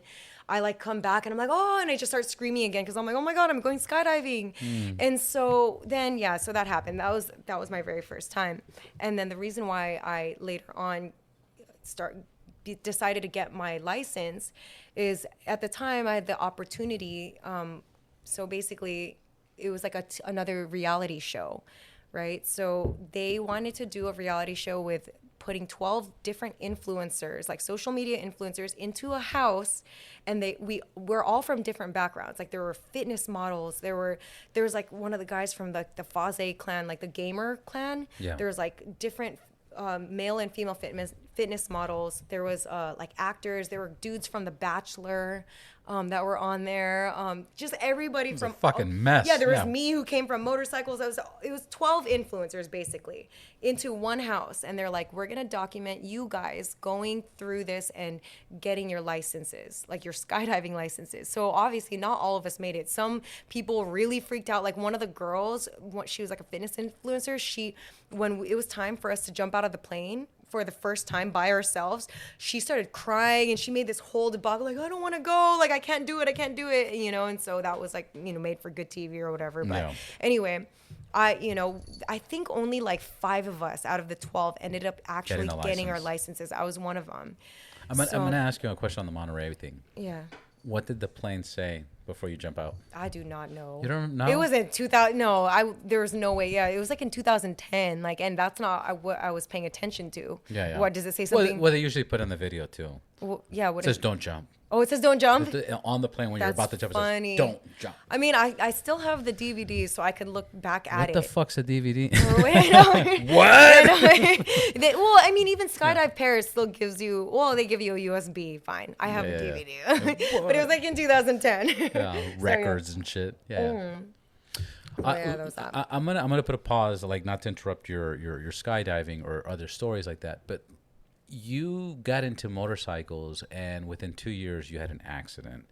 You went skydiving and on your first jump you passed out. Mm-hmm. Like you've dealt with all the fucking worst case scenarios. All right. What made you skydive again? What made you jump back on the bike? What was the feeling after that? Because usually people get in an accident and it's like they're done. Like, yeah, you're right. And that's a really good question. A lot of people ask me about that when after I tell them that I got run over by a car. But I actually jumped on a bike a week later after my getting run over because I just was obsessed with it. I loved it so much that I'm not going to let... Did you jump on a bike a week later because what you're saying, you're obsessed with it? Or did you also have a thought like, I better jump on a bike because otherwise I might be traumatized? No, because I just obsessed. I didn't even think about me being traumatized. Like it was weird. Like I was just like, oh my God, I need to get better so that I could jump back on a motorcycle. Yeah. And for me, I've always like hated limitations. And that's the thing too, like growing up in this strict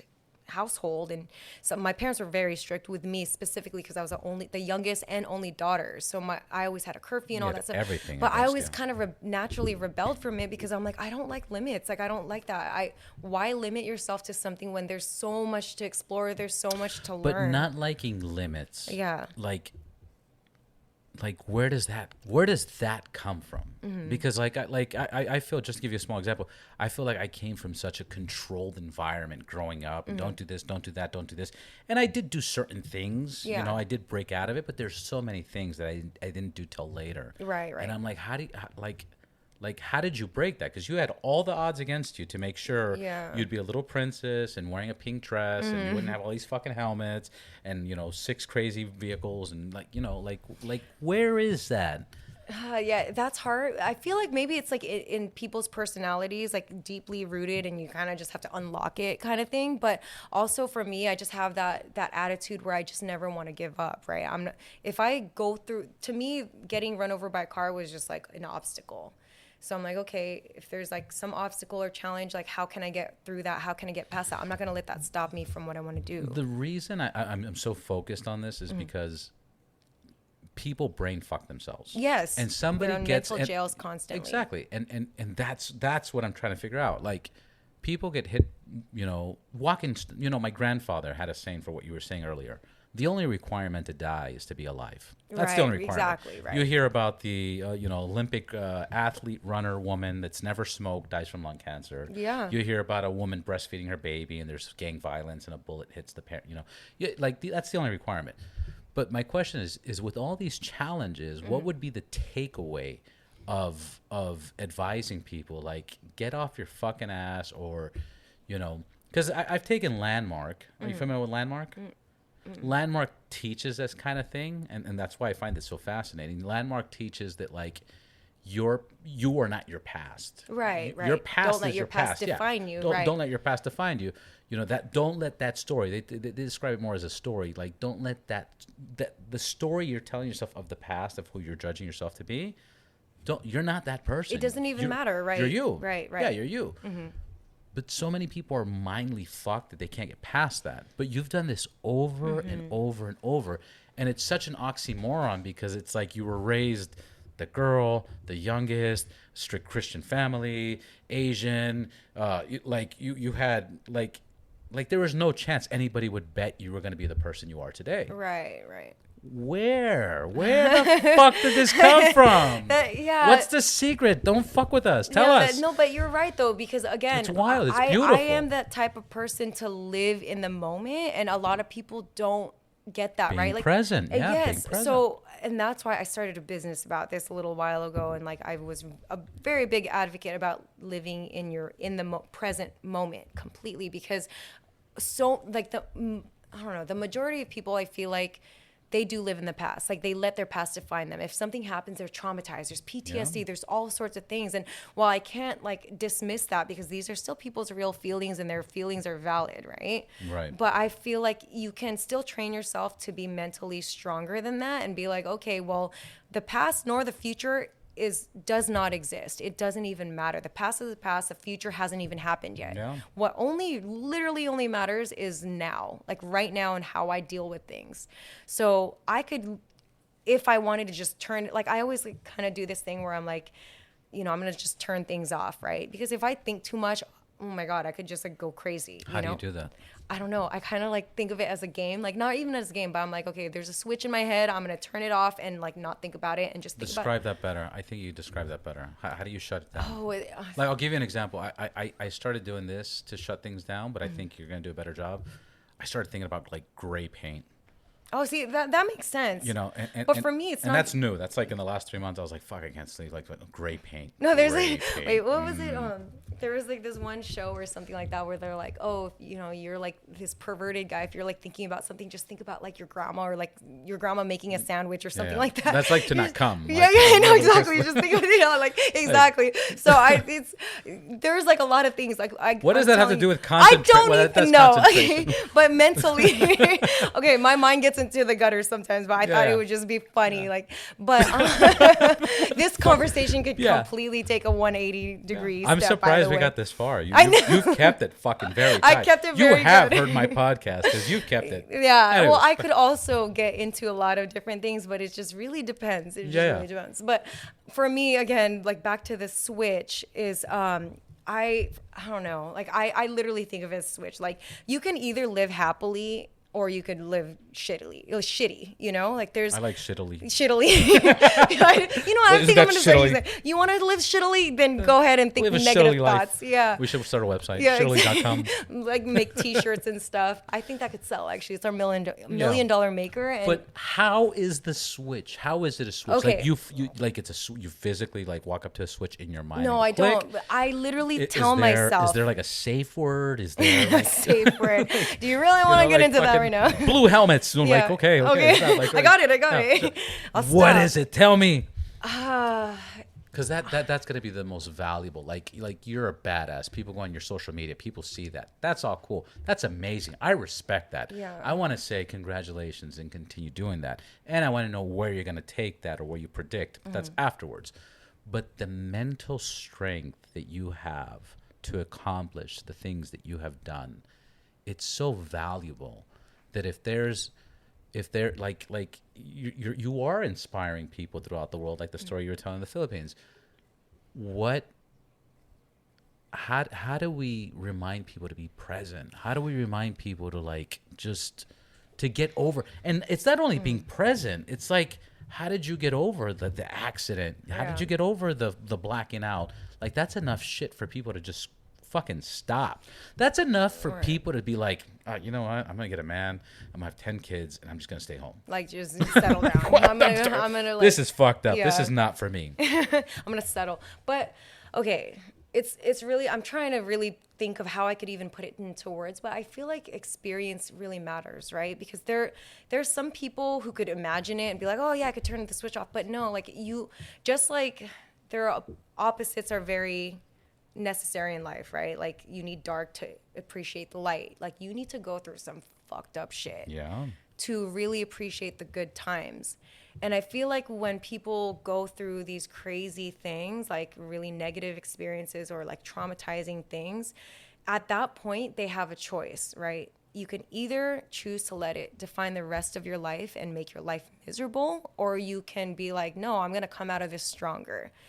And again, there are people who are naturally more negative, and there are people who are naturally more positive. The way they were raised, right? And it's the environment, it's nature versus nurture. There's a whole thing. But I also think that you have to try even harder to train yourself to be more positive, because when you 100% being negative is actually like a fight or like it's a defense mechanism. Like, it's a fight or flight response, because we tend to think the worst scenarios because we want to protect ourselves. Like, oh my God, I'm going to think of the worst thing because I want to make sure that, okay, if this happens, then how will I get out of it or whatever. I'm just going to naturally think the worst things, right? And so... Well, another thing to the fight or flight is that there's actually 3 feelings.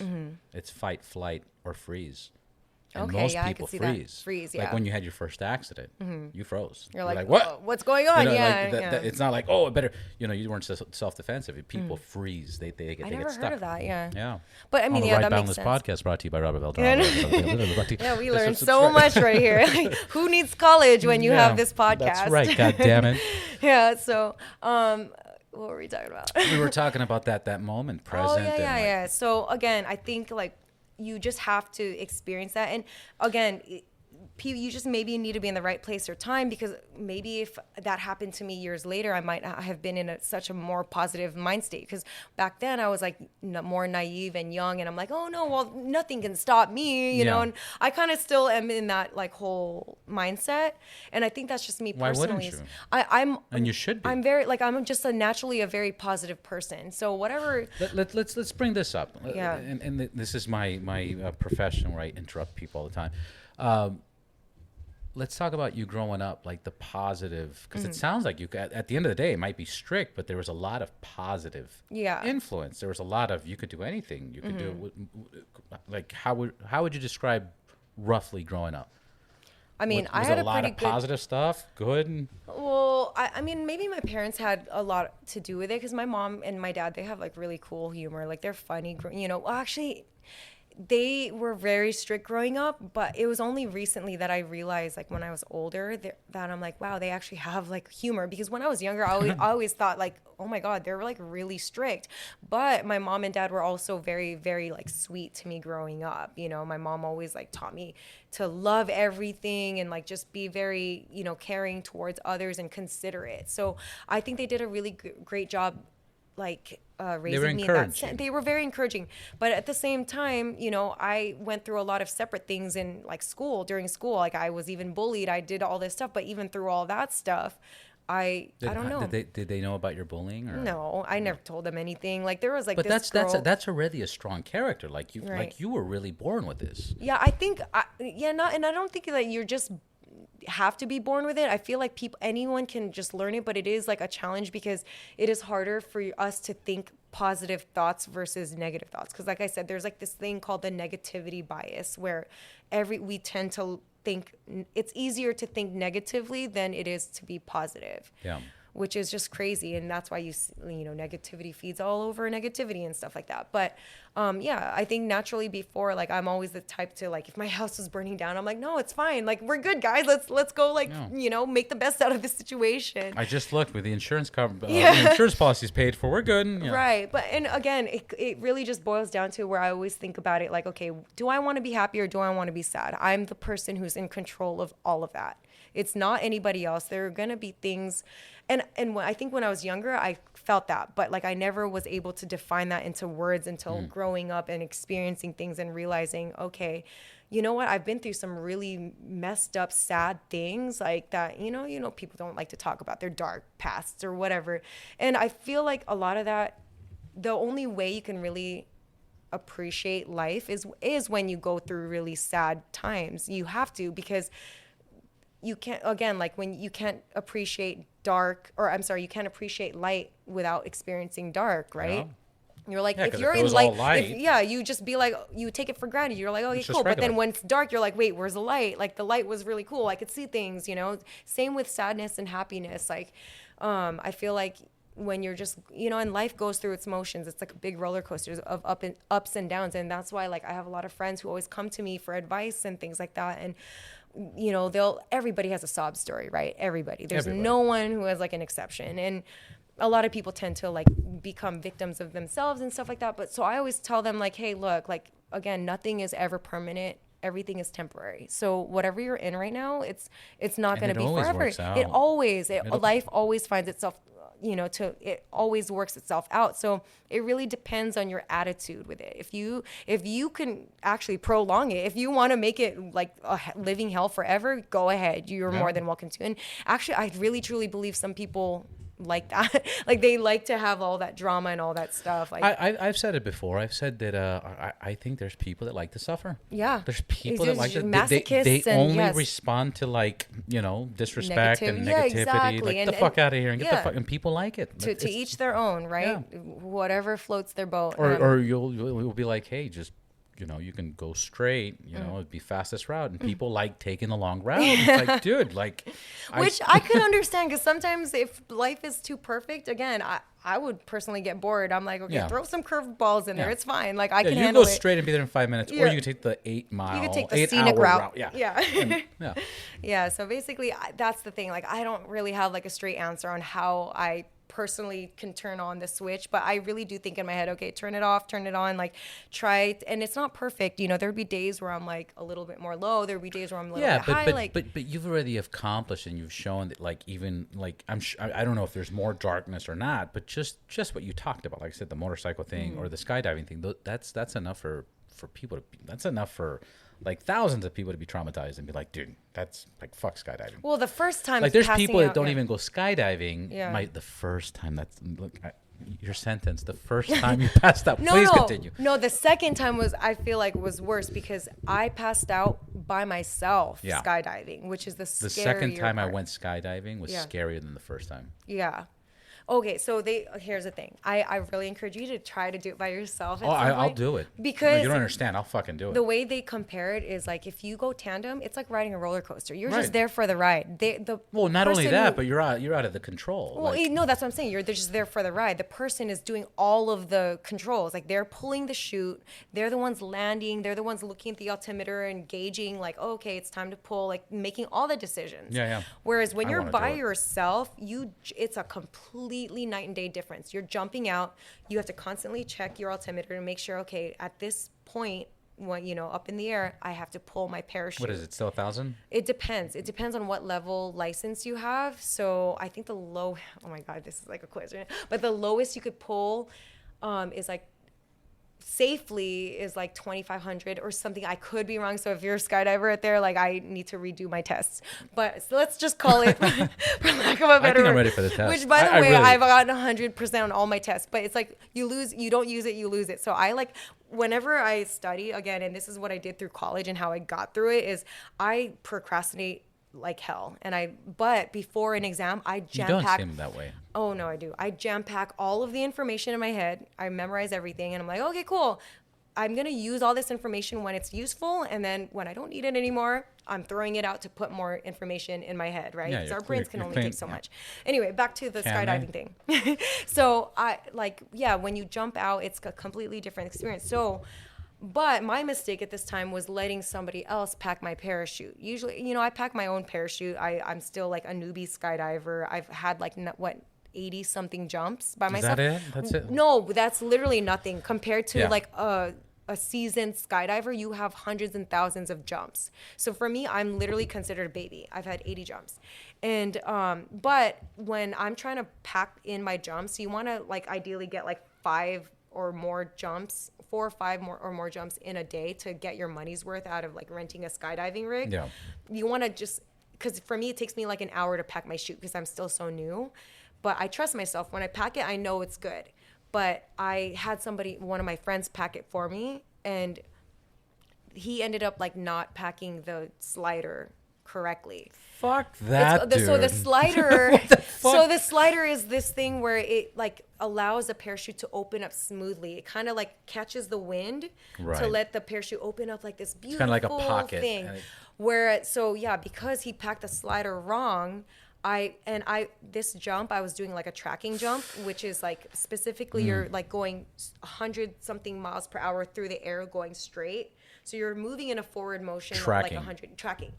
And then I was like so excited. I know the tracking. lingo. That's cool. That's cool that you do. So I look at my altimeter and I'm like, oh shit, it's time to pull, right? Because I'm like, That's what you I did? just- You weren't even tracking it? You were just well, like, no, oh, no, shit, no. I was fuck. tracking, and then God I look damn it, at the I'm thing. late. I'm like, oh my god, I'm late. I should probably pull. So because it was also half my mistake because I should have gone back to like this position where Right. you catch the air, so you kind Right. of slow You kinda yourself slow down. yourself down, yeah. So you're dropping Spread your back. legs. Like, Not spread your- legs, yeah. but like, Yeah. like, This thing. Yeah, so then, but I didn't. I was moving in a forward motion. I was You're like, tracking. oh, fuck, I gotta pull. So I pulled. Arms are back. So yeah, so I'm going forward, and now imagine getting that's the pulled fastest back. way. Yeah. No, but it's so bad because you're moving forward, and now you're getting yanked back. And then on top of that, because my slider The wasn't force packed is fucking ridiculous. the force is insane. It literally, so I was going like this, and then my body just like folds like a taco. Like I literally touched my toes, and I just hear my neck and my back crack.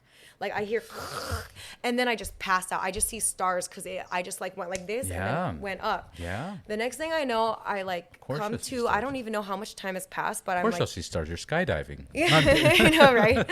I do want to go in there. There's some guy who did jump from the atmosphere, and that was insane.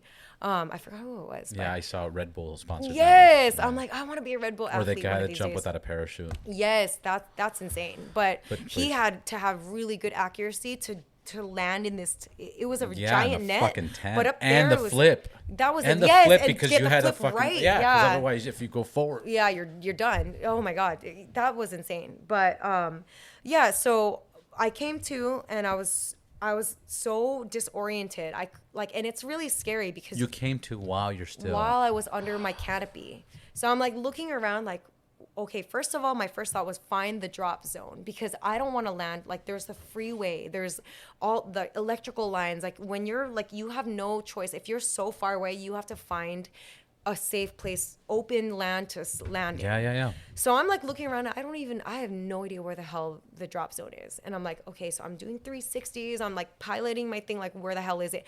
And then I finally see the drop zone because it was at Skydive Paris. And it's like Skydive Paris's drop zone looks like a little triangle. There's like the runway and then there's like these two things. That's how like a landmark that we're taught to memorize. So I see it like so far away and I'm like, oh my God, there's no way I'm going to make it there, you know? So I just like try to save air, you know, right? So there's a way you can like pilot your canopy to not kill a lot of altitude. So I did that and I was like, okay, I'm going to just try to float towards that as close as possible. Fuck. And when you land with a parachute, you have to do this landing pattern, right? To be predictable for the other jumpers so that they can see, okay, they don't like crash into you. You just have to basically have a predictable pattern when you're landing. And so I didn't have enough space to do that. I basically barely landed at the edge of the drop zone. So I just like came in and I was like, okay, I made it safely. And after that, I was like, okay, I'm probably done for the day. I need to, I actually wanted to jump again, but my friends were like, no, don't jump. Like, just like call it a day, jump another day, and go to a chiropractor. So that's what I did. I like went to a chiropractor, like the one who actually sees a lot of skydivers. Fucking brave, dude. And yeah, so that one was scary because just the fact of waking up and I'm in the air by myself, and I was like, I don't know where to land. That's insane. So then convince me that I should be doing this. No, okay. I mean, it's still, again, the pros completely outweigh the cons, right? Yeah. It is the most incredible experience, especially when you're under canopy. It's like so peaceful. Paris is 15,000. Paris is like 13.5. 13.5. Yeah. So, I can't even explain it. Like, I always get like not emotional, but I'm like up there and I'm always so grateful. Like after I pull because when you jump out and you're free falling, that whole thing is kind of just like intense. Like, what's the cost? What's it usually run? To do the class and get your license? Okay, so for your first AFF class, I think it's about like $300, and you can jump out the same day. So you don't even by yourself. Yes. So it's a common misconception that people are always like asking me, how many jumps do you need to have before you could jump by yourself? Zero. Monterey. What I remembered last, and again, this was like 10 plus years, is I got mad because I did it like 4 times randomly. Mm-hmm. Randomly. The first time I did, I was drunk. Fucking. That's fine. I was in San Francisco with a good friend of mine. We met some chicks, and these chicks were like, "We're going to Monterey and going to go skydiving." We're like, "All right, let's fucking do it. Go to the beach I got and some drink." balls. I'll show you. So we went to the beach, drank, and then in the morning we got some breakfast, and then we got some more booze, and then we went to the skydiving. I'm surprised you didn't throw up on your tandem. Oh, not at all. It happens all the time. Yeah. They tell me. Not at all. It was fucking perfect. People the like only shit their thing, pants the only too. thing that did happen is I paid because money was like different back then. I paid for the 15,000, but they put me on the 18,000. I was like, You got lucky. Score. Yeah, win. But drunk and then smoked so many cigarettes. It was fucking ridiculous. Like I had a carton of cigarettes that day. Anyways, so that was the first time. Then the second, third. Anyways, but when I found out how much it cost for the course, it was like $1,500 at that time. And what it included 6 jumps. And that makes sense. Yeah. Yeah, the first 2 you jump with 2 people. 2 people are next to you. Yes, and then that's the true. third and fourth one, it's with 1 person, and then the 5th and 6th one, you're by yourself. That's right, because I was just telling you the first jump, which is the 2 people next to you. So if they included the whole 6, because you need 7 jumps in total to get your license. 7, yeah. 7, yeah. So 7 AFF jumps. So that's with an instructor. And then like the 6th one is like when you like curl up into a ball and they literally kick you out of the plane, because the lesson there is that you have to be unstable. So you have to be like going frantically around, and then you have to learn how to stabilize yourself after being unstable. That one was really fun. That one actually sounds fun. But 1,500 isn't bad. Yeah, that's about right. So and then again, this was 10 plus years. So yeah. It sounds like it's the same price. So after that, you have to technically, to get your A license, you need 25 jumps. So all of your tandem jumps will count towards that 25. But you do need 7 AFF, like with instructors. They'll be in your ears. They'll be like, the first time you do jump. So again, when I was saying that it's common misconception that you need to have previous jumps. No, you can literally have no experience jumping, never have done tandem or anything like that. Take the class, and then that if the wind conditions and conditions are permitting, they'll let you jump that same day out of an airplane. That's amazing. It sounds insane, but there are that's how safe it is. That's how safe it is. Yeah. You have comms. There are 2 instructors that jump out with you, and if you freak out and forget to pull your chute, they pull it out for you. And the chute is so big, they basically compare it to like a bus versus like a car. So you don't even have to try to land. You're literally floating down, and then you're just gonna just for the people that've never done skydiving. What that means is a bigger parachute catches more wind, and when it catches more wind, you don't even have to really maneuver. Versus when you watch the professionals or athletic people do it, they have more maneuvering style controlling. Yeah, and those drop faster. Yeah, so you kind of just drop on the ground. You still have to maneuver it. You still have to find the drop zone and stuff like that. Manure. Manure. What? What did you say? I know. The English language is such an interesting thing. Yeah. But yeah, so that's that. That's cool. I'm going to look into it. Yeah. I actually am going to look into it. I and questioned then we it a few times. Jump. I do want to come back. It's just I'm saving money for a rig. And do a YouTube and, do a video documented and everything else. What's the future for you? What's next? What's on your Your fucking list of. I actually want to do more stunts. So like I was saying a little bit earlier, I started getting into like stunt doubling and stunt writing maybe like 2 years ago or 3 years ago, but I started Very exciting, very dangerous. I write it. I write it. I started writing professionally, maybe like 2017. I first did a commercial for Suzuki. That was like my very first thing.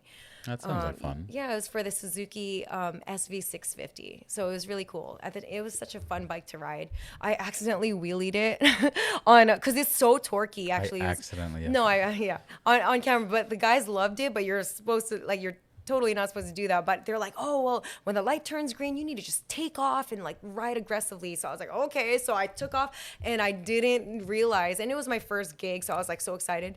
But I like did this wheelie, and they're like, "Oh, that's so amazing! Of Don't do course it we again." can't use it. You know, like, we can't use this footage. Don't do that again." But that was really cool, and I was like, "Can I have the footage for my own personal thing?" But anyway, Did I you never get got it? it. No, I didn't. Fuckers. I know, but it's hard once things come into production. They get so busy, and like I'm not trying to like bug them. Sometimes when you make Bug really 'em. good friends with, you know, like some of the editors or you know the videographers or whoever, you know, like they will give you some footage, but technically they really can't because until the thing comes into production and stuff like that. Well, it's then- usually so it's so big, it's bigger than them, and that film goes to Right, their right. editors, and that editor Exactly. goes to that company, and it's like, Yeah, so future for me, I still want to, you know, continue inspiring and influencing people on social media. That whole thing, I never like thought that I would be doing that, but it kind of naturally in happened. general, all people, women more than men, or everybody All equally? people. Yeah. I do have an emphasis on females. Like if LBDGYQ. LGBTQ, Yeah, the whole or- thing. No, like LMNOP. for me, I'm like anybody, you know, like but The again, human race. because I'm a female who I do recognize that we go through a completely different set of struggles when it comes to learning how to ride motorcycles and doing like crazy athletic extreme things, right? Like again, it was very, very hard for me through the years to gain, you know, respect, like some sort of respect in the community, right? So I will go out of my way when like females reach out to me. But, you know, in general, I do want to inspire like male and female and just anybody and everybody. And it's not just motorcycles either. And that's why my Instagram page is so crazy and weird. Like I know I could have grown so much more if I had just stuck to like a niche, right? Like just Right. like motorcycles. But Right. I get like a lot of follows and then a lot of unfollows because people are, you know, I post a lot of unexpected things. Like you could find skydiving, motorcycles, snowboarding stuff, you know, like the casual thirst traps, like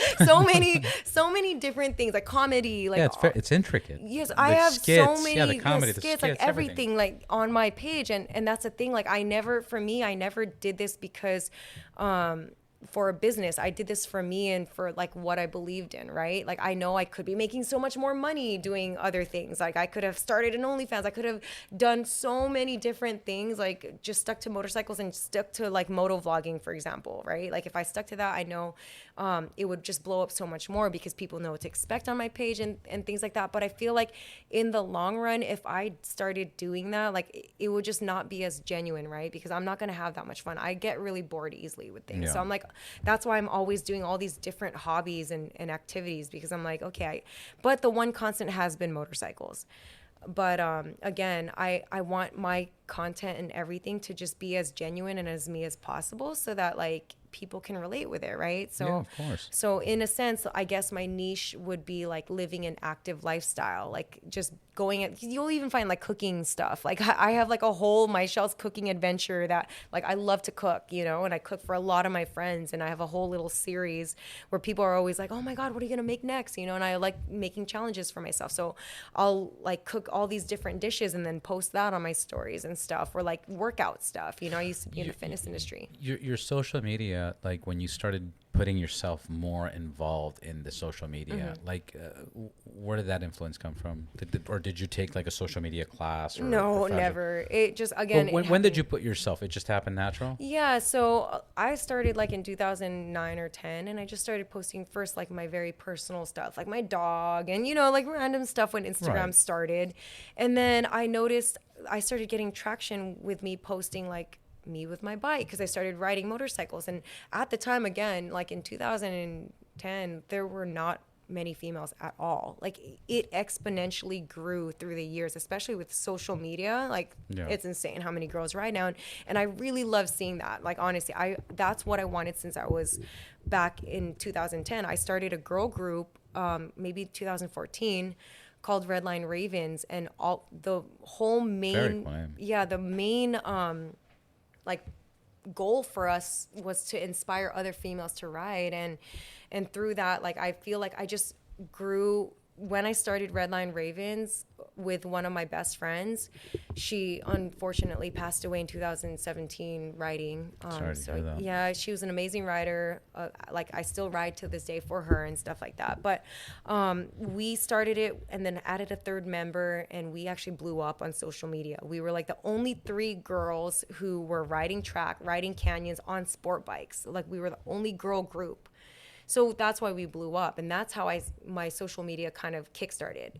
And then, but before that, it started going because I noticed that people started liking like me, like a girl riding on motorcycles. Yeah. And then I was like, okay, well, instead of just me, why not 3? Like if there are 3 girls, like that's gonna be even more crazy, you know? So then we blew it from there, and then all this stuff happened, and then I started collaborating with other influencers. Like I made a video with this, you know, King Batch. He's like an actor, comedian guy. I made a video with him, and it turned viral. Like we got reposted on World Star, and he became one of my friends, and I taught him how to ride a motorcycle. And after we got reposted on his, he had like millions of followers at the time. That's like, it helped my page grow a lot, especially getting reposted on World Star and stuff. Yeah. So then, you know, and it just kind of snowballed, affected since then. Like I've been doing my social media page for like 7 years now, like seriously, you know, more seriously actually. But yeah, and I've never bought followers or anything like that. So all of my followers have been very organic and everything. And again, I've lost so many because some didn't like the skydiving content. Some were like, oh, I came to follow you for motorcycle stuff. But I'm like, I'm sorry, you're not going to just get motorcycle stuff. Some people didn't like, you know, like me showing enough skin, because I would get like more traditional, like, what's it called? Like conventional viewers or whatever, and then here I am in a bikini or like in lingerie or something. What you know, the fuck like are you doing? They're like, you know, and I'm like, no, but again, I'm not gonna not be me. Like I'm gonna post the thing. I'm like comfortable with my femininity. I'm comfortable with my body. I like go to the gym and I work hard, you know, and so I'm okay. I'm comfortable with wearing like a bikini and posting it. It's not a big deal, you know, like I'm not going to ever get naked, you know what I mean? Yeah, I want to teach other females to have that self-confidence, you know. Obviously that's not all. But you work on it. That's the I work on it. Thing. It's not like I go get plastic surgery or anything, right. Which again, I don't judge it. There's nothing wrong with it. Yeah, there absolutely. I'm like, I'm not opposed to that at all. But again, like for me, I am like, here, look, work for what you got, be proud of it, and whatever, you know, whatever way, even if you did get plastic surgery, by all means, I enjoy seeing whatever. Like I could appreciate a beautiful female. Whoa! Oh, wait, that's a whole nother. Never heard of a female. Oh my god, female like body, female, like that's fucking a whole new like fetish, guys. That's a female that like. Yeah, a female. Yeah, this can go really. I know this can go very weird in like 2.5 seconds. Female. Yeah, female. Sorry, that was. No, really no. funny. I get it. I could appreciate a beautiful, sexy female body. Or a female. Or a female. Yeah. Whatever that looks like. But that's usually in anything. Even a male, like if there's a dude that's fucking ripped. Oh, yeah. Like, dude, that's like, abs and arms like, are the best like quality in a guy. Yeah, like I'm going to be like, yo, bro, that's V. fucking amazing. It's the V. That'll get any girl. But absolutely. Yeah. That's dope. I think we covered everything. How long has it been? Oh, dude.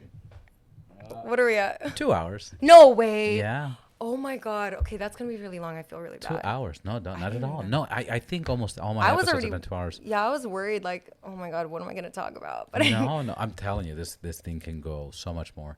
Okay, we know where you're going. We know this. I'm gonna do skydiving next. Next time we catch up, we'll do the skydiving. Mm-hmm.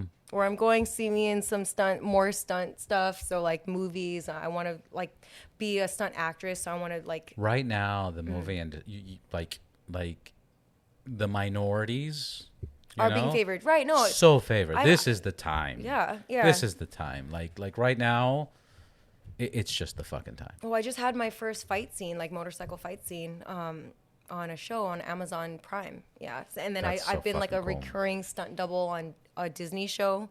I don't know if I'm really allowed to say it yet, but yeah, you could see me out on Disney Plus. I'm riding motorcycles. I'm like doing other things like stunts and stuff. So it's cars, motorcycles, and it's like pretty fighting soon stuff. as explosions and shit. Yeah, I eventually want to do that because I practice like doing high falls and like stair falls and all sorts of like stunt industry stuff. But I figured, while I'm young and able, I'm gonna do all like the modeling, all the like cutesy stuff that I could do, make my money.